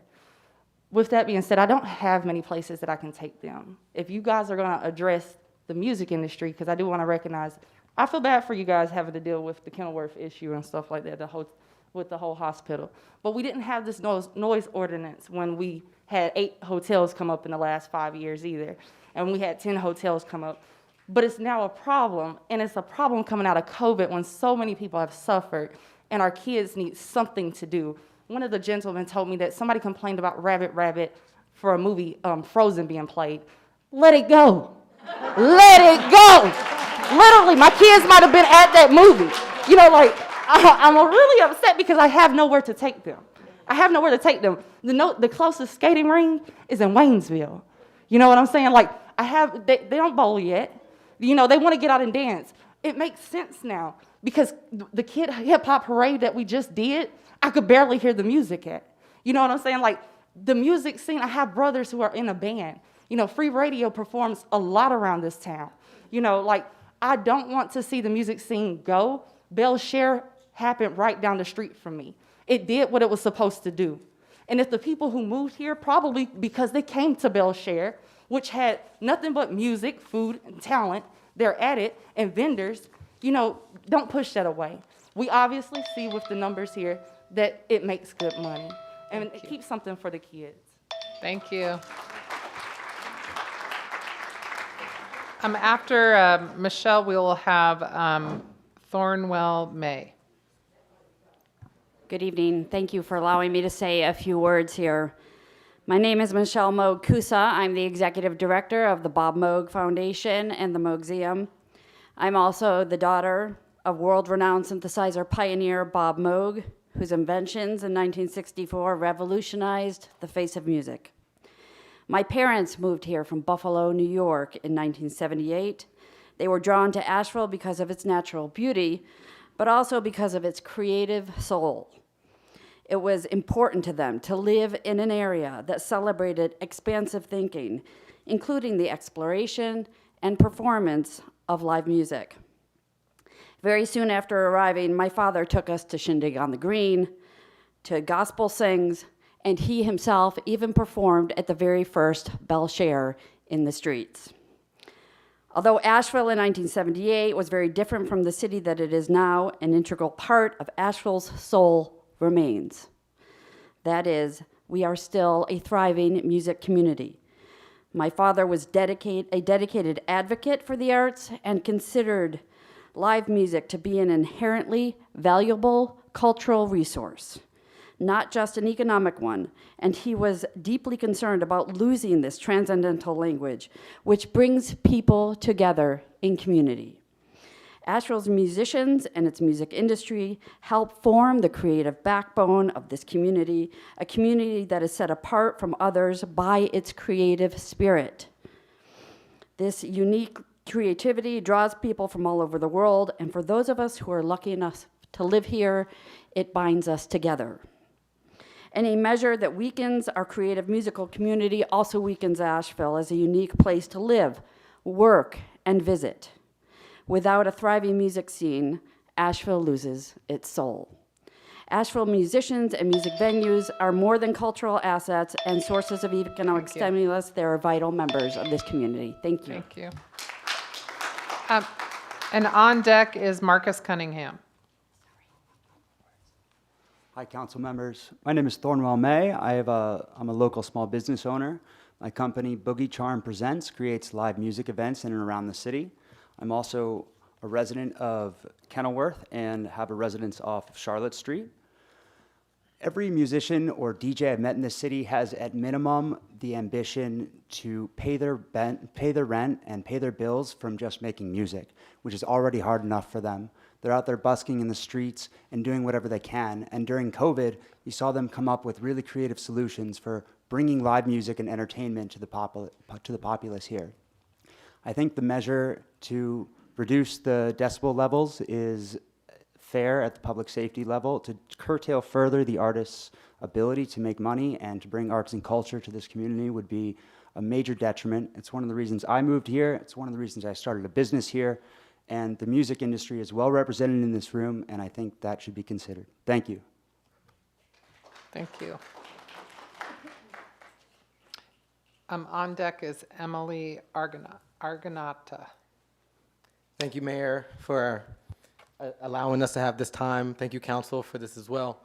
My name is Marcus Cunningham. I am a musician, also a promoter. I own a performance organization called Urban Combat Wrestling, which combines the cultures of hip-hop music and professional wrestling, something that has never been done, ever. So this is a place where, Asheville is a place where unprecedented things happen. We are a place that cultivates, we create culture. We create a space for people who look like me to make things that don't exist. So with that, I've brought Grammy-nominated producers here to Asheville. I've created a line out of the door in West Asheville, all for professional wrestling, which again has never happened. And that all comes from music. So if we would please go with the compromise that we have currently, I would greatly appreciate that. Because not only, as Terrence said earlier, it's therapeutic. We see the community that is affected. You see how we are affected, the emotion that is in our voice. This is our kids, this is our culture. This is what I grew up in. You know what I'm saying? At the end of the day, we all want to make money. We all want to live free. We all want to be happy. And congratulations for the guy being able to afford his condo. But I've looked at prices in rent, and I know how expensive it is to either rent that condo or buy that condo. And if you want to look at that mountain, you can move to the cliffs. And it's there. Those mountains are there. You can see them from almost anywhere. And along with being a musician, I'm a caseworker for the Department of Health and Human Services. I clock in every morning at 6 o'clock. I get on my lunch break, and I'm walking downtown looking for those buskers, looking for that next event. That is my sanctity. That is my peace. Thank you.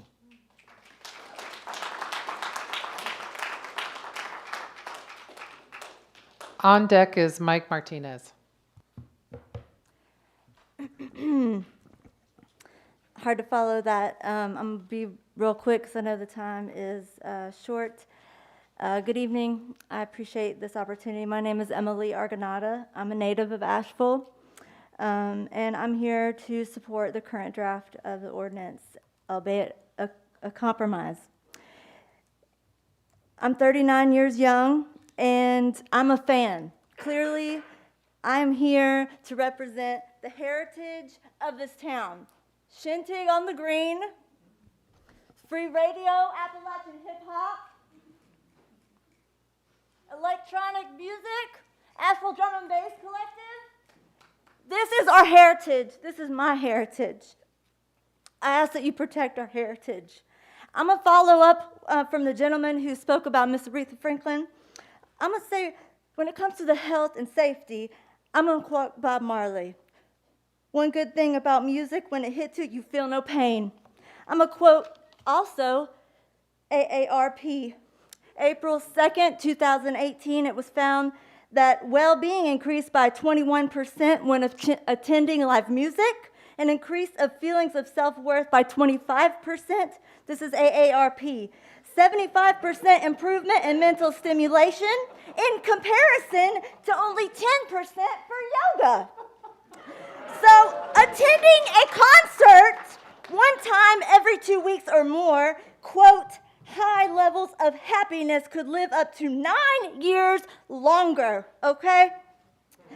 So, in addition to that, the health benefits include fibromyalgia, Alzheimer's. In December 2017, more than 70% of United Statesians, because actually Americans are 2 continents, we don't have a language for that here.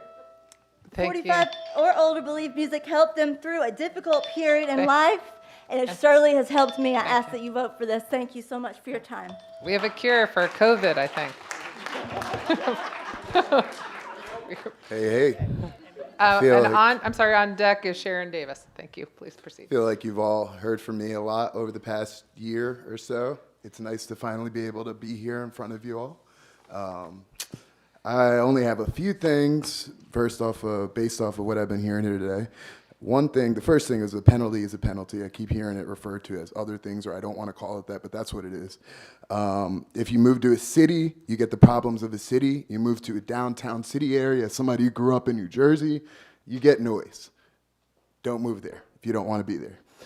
Fourth thought, in regards to performance centers, if you don't think about it, what makes you think that this is the time now? Like, this is, you guys approved Rabbit. This was the thing that's, okay. I don't think that, now is the time to kind of walk back on that. Somebody said earlier, construction is noise and music is noise. There's a big difference between a guitar and a chainsaw. You chose to live here. You chose where you live. You need to respect it. You want to talk about Aretha Franklin?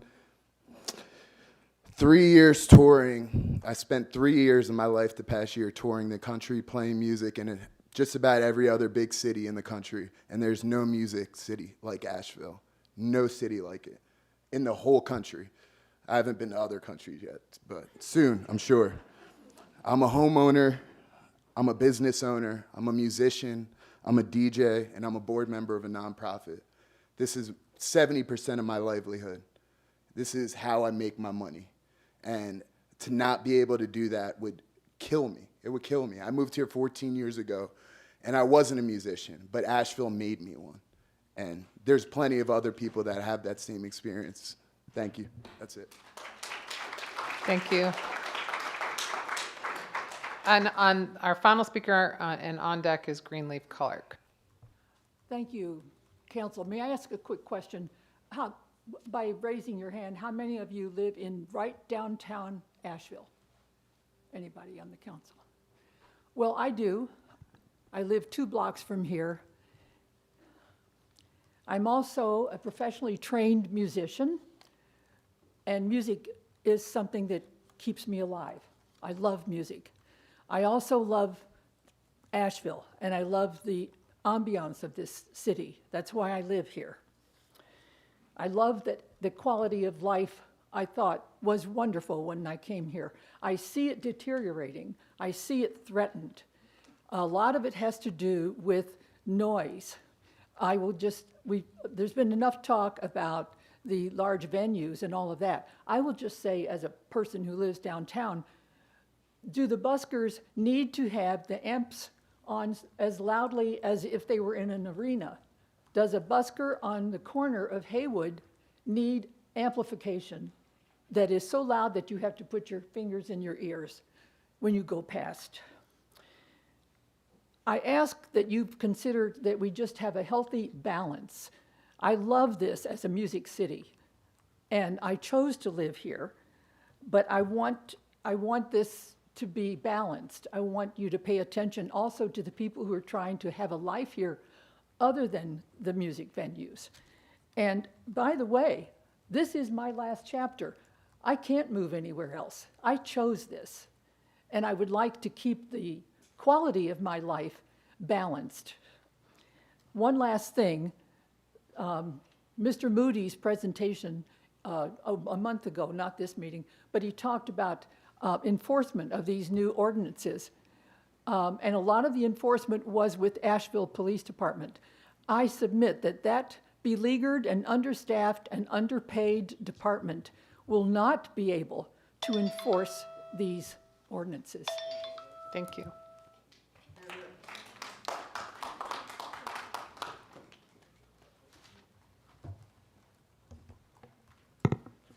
I had also signed up to speak about this under one of the public hearings, but it's still worth saying now. Because council is imposing these restrictions on public comments, you don't want to listen to us all night? Well, this is the job you signed up for, at least under some guise of representative democracy. The people of Asheville should have more access to council, not less. Now, having established that, on to noise ordinances. As you heard earlier, this particular ordinance includes prohibitions under section 1085 that will be used to police and fine protesters. Remove the prohibitions. I stand in solidarity with everyone seeking safe abortions at Planned Parenthood. Let's be clear, though. Giving the cops more power will not help. Such prohibitions will always be used more harshly against Black Lives Matter protesters than the pro-birth fascists outside of Planned Parenthood. Law enforcement has never kept us safe, and it never will. As far as I can remember, the pigs weren't held accountable when they shot tear gas grenades and flashbangs at our heads and backs. If we don't get no justice, we don't get no peace. These ordinances are proposed under a pretense of creating a well-planned and livable community, but livable for who?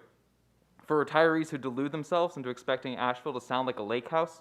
Can's proposed standards, in particular, prioritize the white and wealthy over everyone else, eroding the music and culture of Asheville and creating even more tools to over-police our streets. Noise ordinances are a tool of gentrification that, if allowed to be passed as is, especially with more restrictions, will overwhelmingly be used to police Black people and unhoused people and subject protesters to even more state violence. Thank you. Okay, that concludes the public comment portion of council. So it's back to us. Where we left off, I had to make a note because I knew I'd forget. We had a motion to adopt the staff recommendation with the change to the fireworks noted with a second. And then we had a motion to amend this motion to adopt the Public Safety Committee recommendations with the decrease of 8 decibels, I believe, for residential districts. Ben, did you leave? Are you still? Where are you? You're okay. Do you feel like Ben? I just want to make sure we don't have any confusion about what the motions are. Do you feel like you understand the? Because there was some confusion after public safety. Understand all the motions? I do. Okay. Thank you. Thank you. I just want to make sure we're not. And council, do you understand all the motions? Importantly. Okay. I do. I have additional comments though when we're ready. I would like, I was going to. Okay, no, I'm not voting yet. I'm just making sure there's we're clear on the motions. Okay, council, if this is a good moment for discussion. So, Sage, then, all right, okay. Sure, and I think I'll probably be about a minute or two as well. So thank you everyone for being here and sharing your concerns with us. I don't think there is going to be an answer here that can appease everyone, and this is very tough.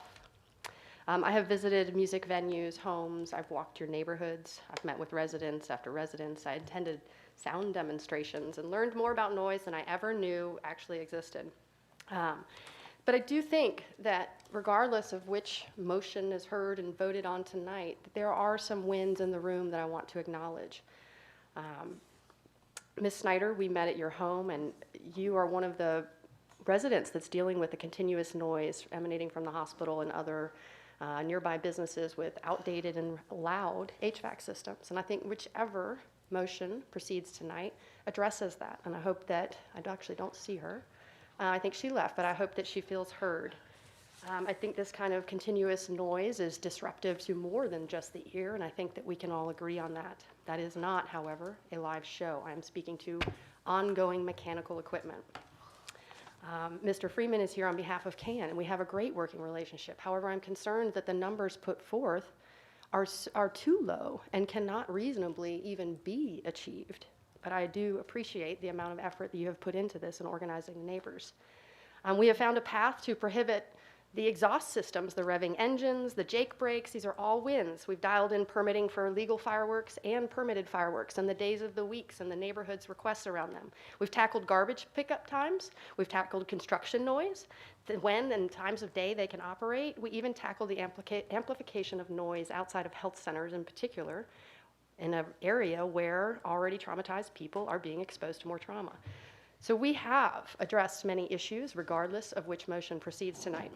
Something that has stuck out for me throughout this entire process, and I have not been included in the entire 2 years, but last 6 months, and that is that a majority of the complaints originated from the categories that I just mentioned that we are solving one way or another. And despite that, we've landed here tonight with a recommendation from staff and perhaps from my colleagues to impact one of the lowest complaint-driven categories, which is live music. So it's also not lost on me that some of our older residents have growing concerns and have lived in the city a long time and have watched it build up, have watched it grow, and it's going to continue. It is getting louder. We do need some management, and I think we see that in some of the aforementioned items. There's also one thing that hasn't been said tonight that I think is worth pointing out. Downtown, we heard from basically a cluster around 2 different locations. And those incurred the most complaints. But I think the onus is on us in some way in that we have not tested or tried to remedy some of the options and opportunities that some of these venues put forth. So, for example, Rabbit Rabbit, very loud to the Aston, who gave us the nice presentation earlier. I empathize with this situation. Rabbit Rabbit has put forth opportunities to, say, block their gate with their tour buses, which is where the noise travels up Aston. There have been talks of shade sails to contain noise. There have been talks of higher rated sound windows at some of the condos.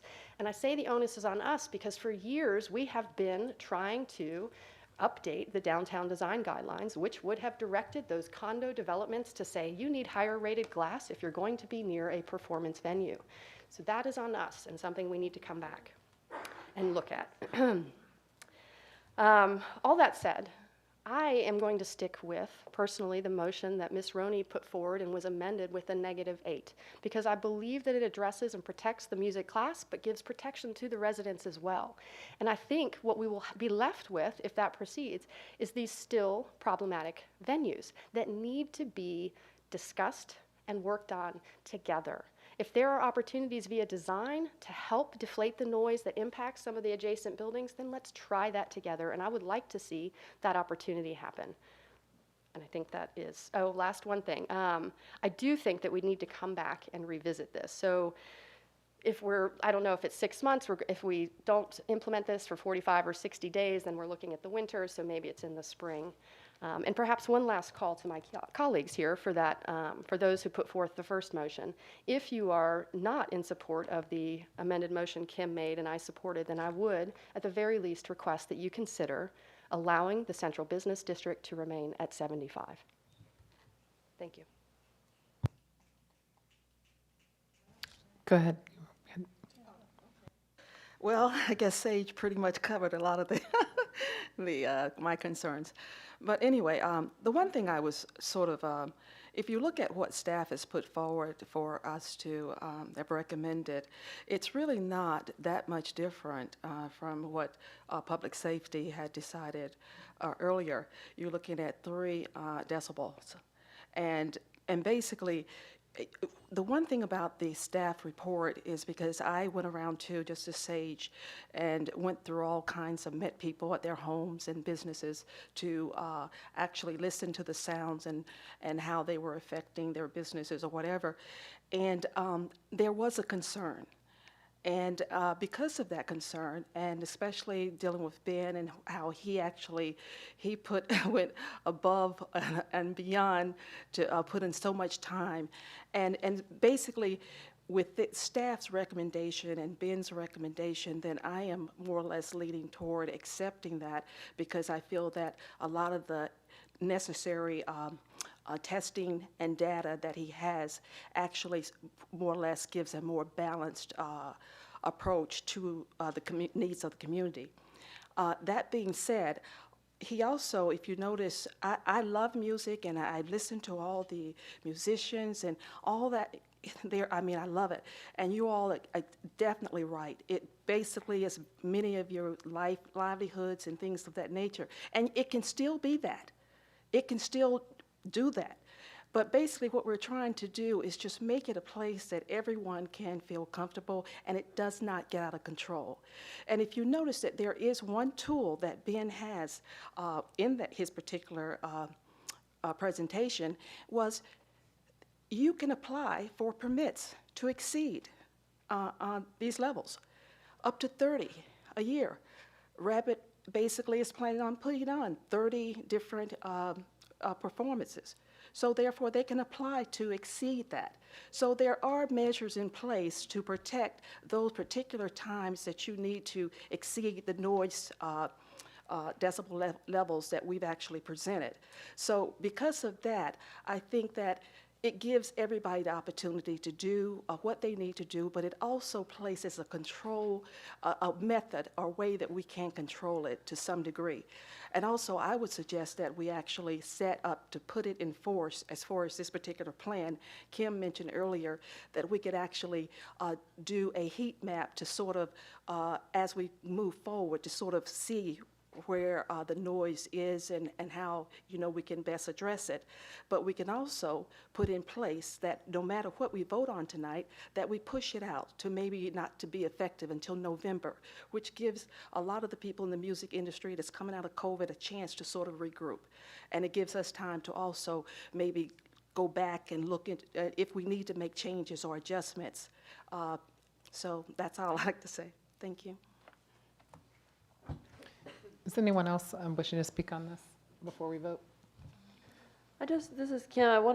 There's a couple of things that didn't get named, and one thing that struck me, especially tonight, that I hadn't thought about, which is why public comment is so invaluable. I think about the times I've taught my students about Nina Simone and how she spent some of her formative years here in Asheville as a piano player at the Allen School for Girls. I think we've talked a lot about music, but we haven't heard it from performance artists. I didn't hear from the comedy scene. I didn't hear from spoken word groups necessarily. I did hear from urban wrestling. But when Larry mentioned family gatherings, I've seen too many stories in the news where family gatherings of a certain kind of noise are discriminated against. And so I want us to be really cautious about how we roll into this. So I just wanted to name that some of our performance arts aren't represented necessarily tonight, but they aren't forgotten. Anyone else wishing to speak on this before we vote on it? I do appreciate that we learned about urban wrestling tonight. I want to learn more about that. Okay.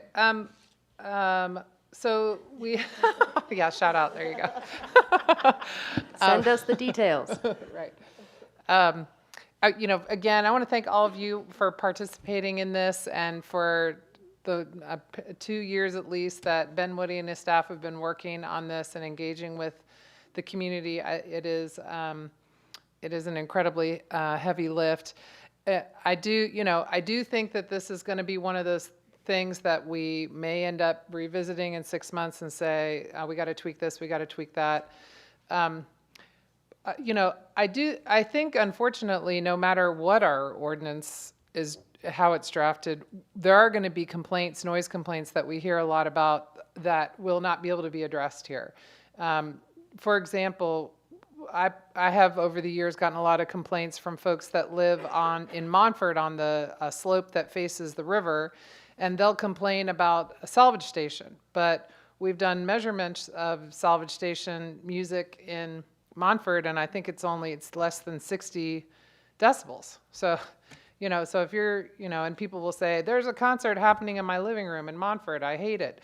But, you know, obviously an ordinance like this isn't going to address that issue, and you've got old homes and people have the windows open, there's no air conditioning. So, you know, I think there's going to be, unfortunately, things that just can't be addressed and will we'll have to continue to work through.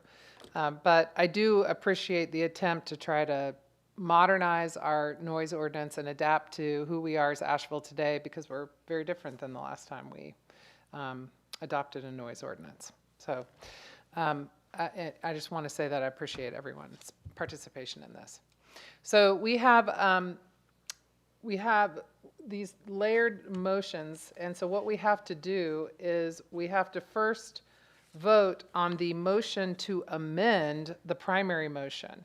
And that motion to amend, it would be, in effect, to adopt the public safety recommendation with the adjustment of 8 decibels for residential districts. So a vote in favor of the motion to amend would be a vote for the public safety recommendation. Is that clear for everyone? So that's the first vote we're going to take.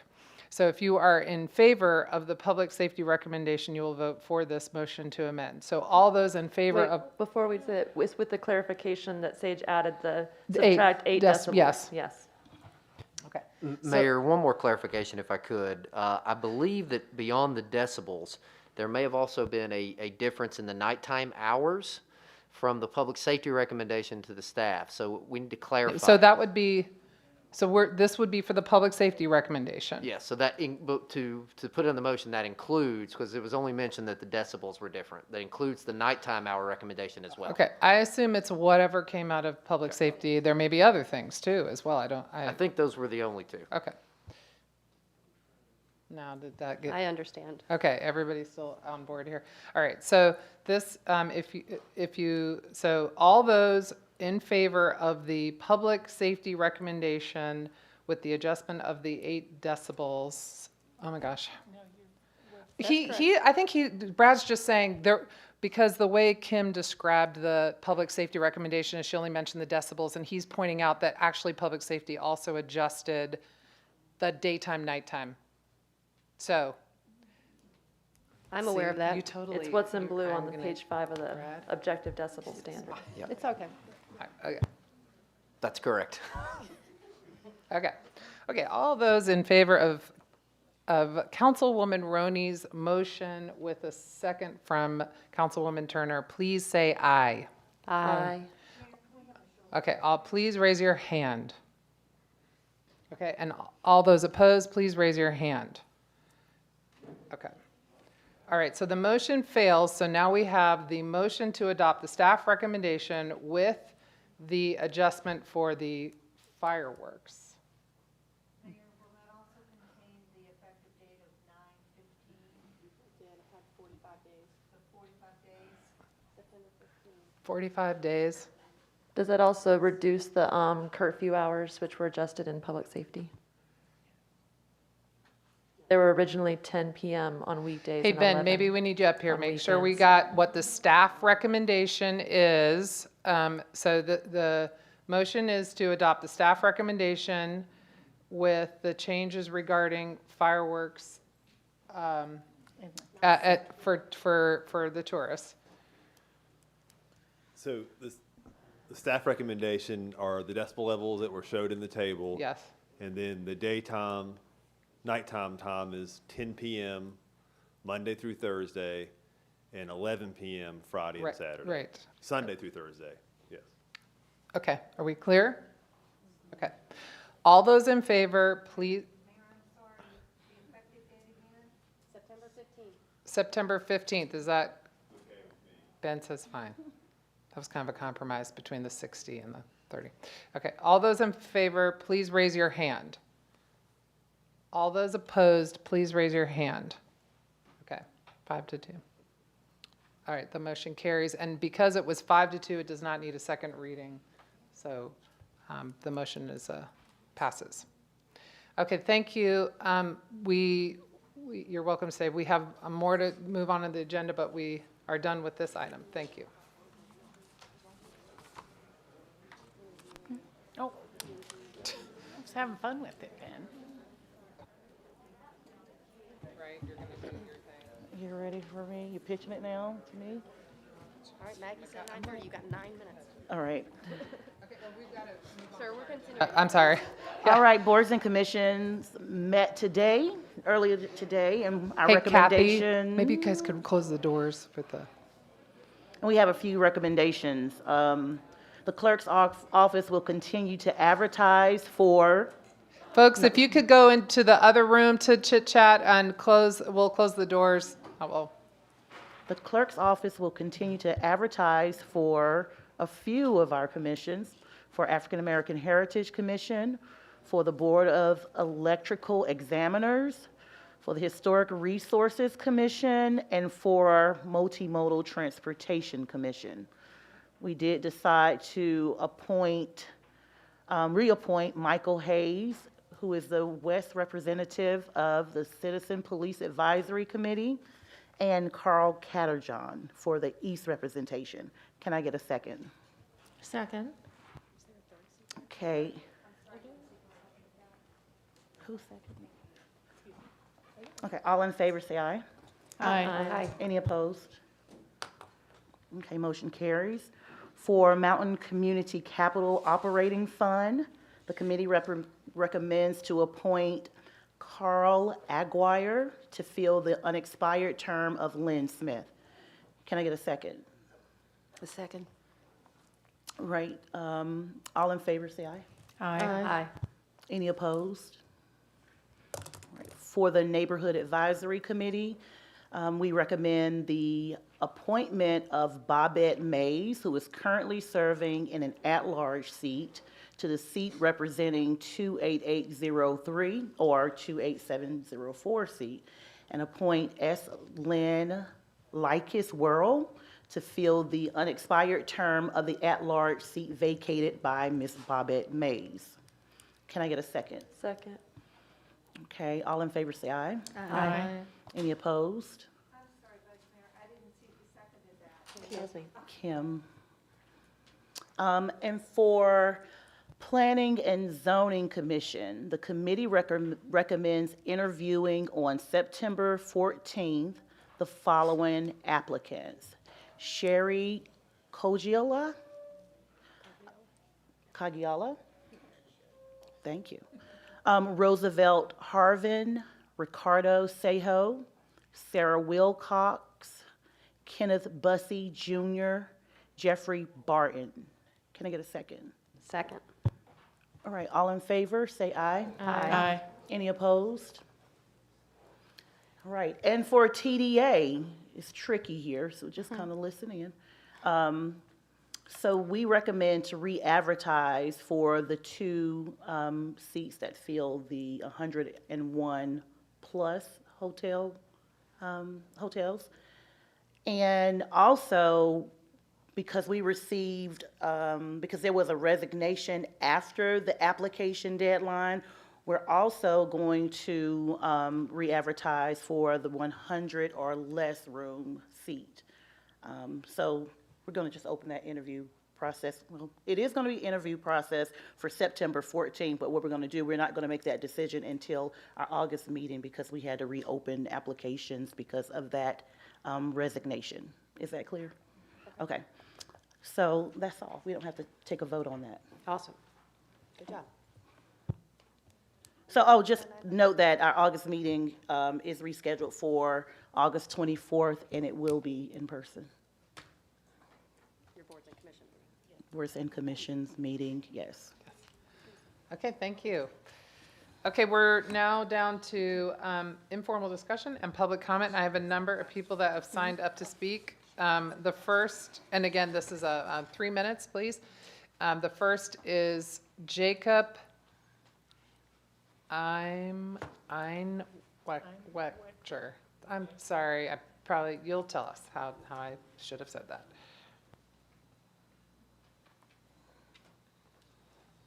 And again, this portion of the agenda is for items that were not on the agenda. Thank you. Thank you, Mayor, Honorable Council, City Manager, and the men and women who are still in blue.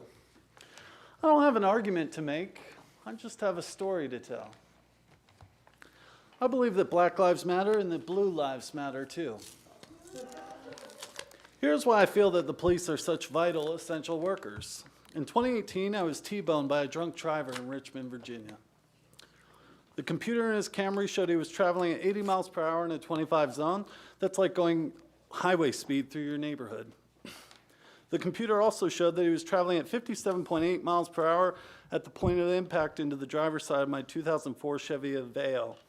With his 2015 Toyota Camry, he shattered my pelvis, broke my left femur like a twig, fractured posterior rib, C5 vertebrae, my right ankle, my right knee, and multiple facial fractures. I had blunt trauma to the torso, the abdomen, head, extremities, with much bleeding from various parts of my body. I sustained a severe traumatic brain injury, which affects my impulse control even to this day in 2021. Had I not been fastened securely in my seatbelt, I surely would have been killed. Multiple citizens in the neighborhood called 911. Now, guess who were the first ones to the scene of the crime? That's right, police. The police and EMT came to my rescue. I had a lot of time to dwell on what had happened to me after I woke 10 days after the crash. I spent 35 days in the hospital. I spent 3 months in a wheelchair, 3 months on crutches, and 3 more learning how to walk with a cane. The offender had left the scene of the crime. It was the police who found him 5 days later. Before the sentencing hearing, the offender who had been convicted of felony hit and run, I was overjoyed to meet the officer who was the first one to the scene of the crime. I thanked him profusely for coming to my aid and all the EMTs who saved my broken body. As I have promised, I have no argument to deploy, just this story to tell. When I hear talk of defunding the police, I just get confused with the lingering question, why would we defund those who save our lives much more regularly than they kill people of color? No one is saying all cops behave themselves appropriately at all times, but that does not mean we ought to lay the sins of Derek Chauvin on all blue lives generally, does it? Does it? That's not rational thinking. I study for a bachelor's and master's in philosophy. That is not rational thinking. Stop the madness. Let's support APD and all officers who serve and protect in Buncombe County and beyond. Thank you for the time. Thank you. The next person signed up to speak is, I think it says Sandy Aldridge. I don't think she's here. Okay, sorry, I don't blame her. And Mel Noyes. No? No? Okay. Jesse Ray. Jonathan Wainscott. Yeah, he's got the energy. Got the energy. Hello, I'm Jonathan Wainscott. I came down here tonight for a couple reasons, not the least of which is to wish a happy birthday to our mayor. Just a couple days ago, she had her second 49th birthday. I also had my second 49th birthday back in December. So I thought about, riffing on 49 years of Asheville history that are less attractive than our mayor, and I was going to start off with 1888, the lynching of John Humphreys, a black man here in Asheville, is accused of assaulting a 13-year-old white girl in Beaver Dam, and then in 1892, we had the election of Newton Shepard, our first and only black alderman in Asheville. 1883, we saw Lot Craig come to Asheville. He was a white supremacist who went on to become a governor. And then in 1894, we had the death of Zebulon Vance. 1897, we had another lynching here. It was in Weaverville. It was pretty horrific. It involved, again, the allegation of a white woman against a black man. I was going to go down all of these things that were kind of left out in the reparations truth-telling commission over the 49 years between 1888 and 1931 when we established our current form of government. 2 years ago, I was in this room and we were talking about our at-large district election system here. There's a big difference between an at-large election system and a district election system, a much bigger difference than 45 decibels and 60 decibels. We just, we're applauding everybody's hard work over a 2-year slog to figure out a public ordinance, a noise ordinance. It took us 2 years. Staff was involved, community meetings were held, scientists were called, data was presented. The contrast between our noise ordinance and the changing of our charter that was focused on our election system is just unbelievable to me. It's just crazy. I mean, that was just a whole room of passionate people. I could care really less about the noise. I got earplugs. I can deal with it. I feel sorry for people who deal with barking dogs, but I can't believe that this is the most important thing that we're talking about. We had an election system in the deep South, Appalachian, Buncombe County. I hear you talk about history all the time, and you don't know squat about the 1931 creation of our election system here. It's embarrassing. It's crazy to me that this is where we are. But anyway, happy birthday. Okay. All right, the next person signed up to speak is Jim Fulton. Hi there. I haven't been here before, and I have views that are different than a lot of the views that are typically expressed here. But I feel it's important that we've heard a lot about balance. I think it's important that you also hear conservative views. Several weeks ago, WLOS asked the mayor how city government can or should support the police department. And there really wasn't an answer to that question. So that question is still out there, and I think it needs an answer. Yes, we've lost a lot of policemen. There are a lot of people calling for defunding the police. We need our police, and we need to figure out how we're going to take care of our police and keep them here to keep us safe. So that was one thing. I have a lot of friends who are liberal. I have a lot of friends who are conservative, and both sides have said in common discussions that they just don't want to come downtown anymore. There are people sleeping on the streets, barfing on the streets, urinating on the streets. The streets need to be cleaned up. The third thing I wanted to mention is that not everybody in Asheville has the same opinion as this council about systemic racism. I don't believe that the country or the city is systemically racist, and many others don't either. That doesn't mean that I support racism. I just don't believe that we are systemically racist. I've listened very patiently and quietly for other people to speak.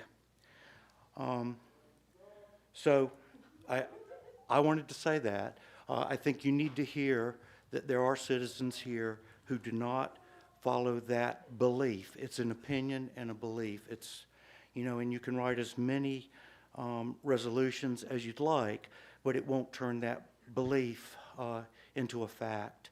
It's your opinion, and you're welcome to that opinion, and I'm welcome to my opinion. So you've talked a lot about balance here tonight, so we need to see some balance. And that's all I had to say. Thank you for your time. Thank you. The next person signed up to speak is Greenleaf Clark.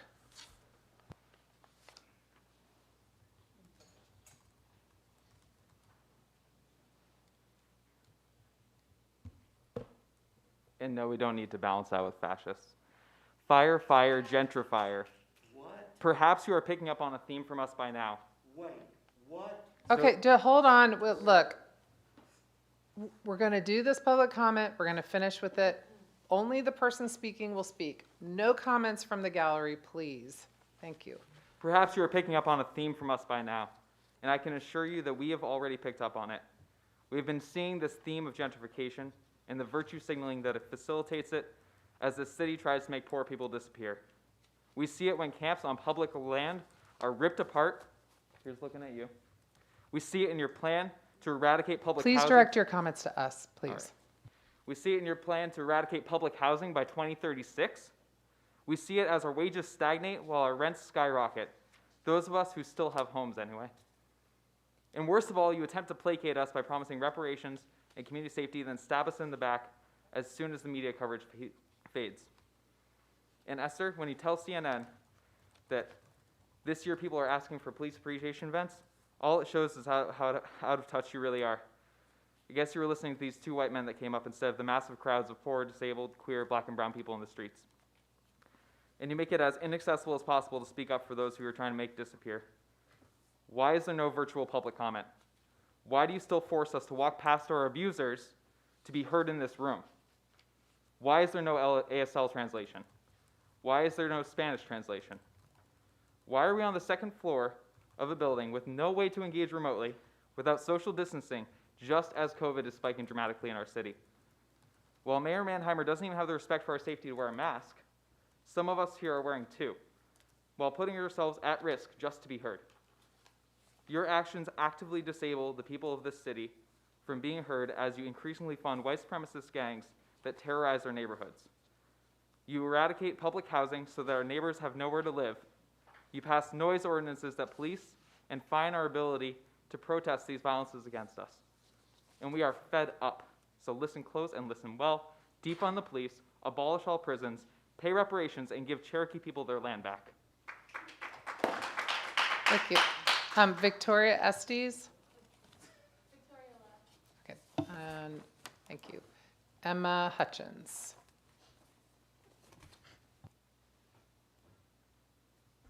Hi there.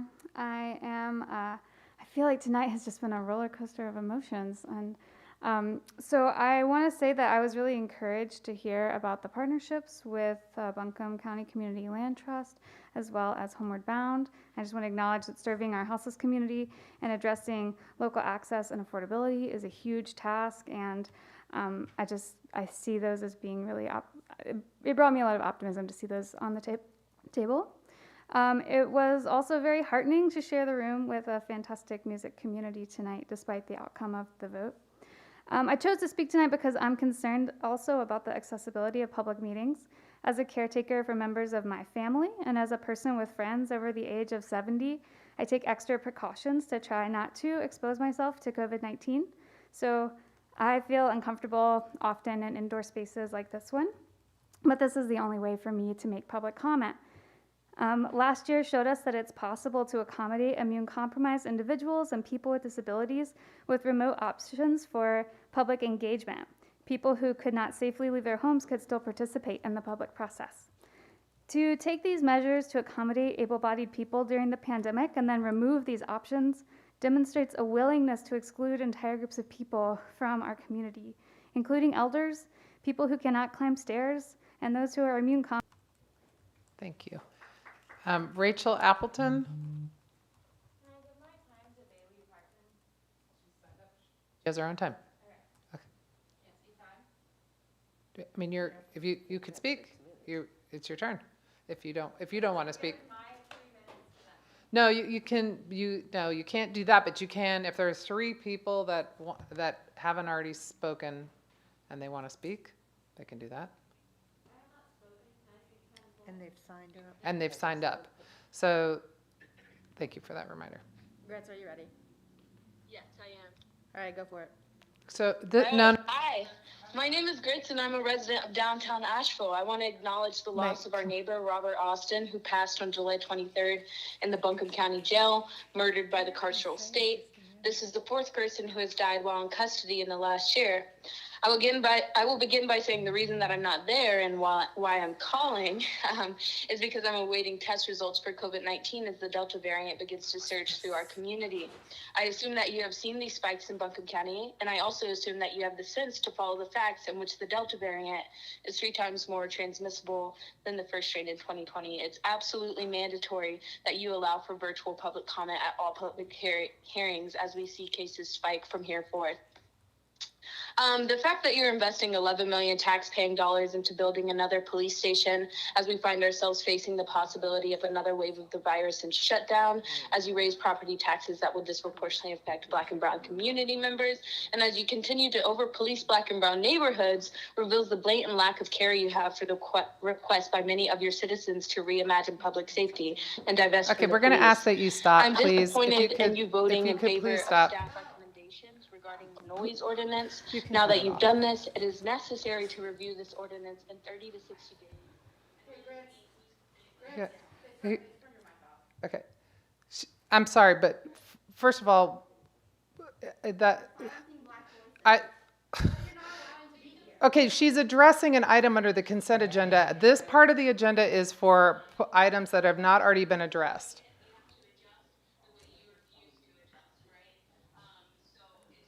Okay, the next person signed up to speak is Grace Barron Martinez. Is Grace here? How about Chris Chase? Anyone? And how about Doug Brown? Is Doug Brown here? Okay, that concludes our meeting. And we are adjourned. Thank you.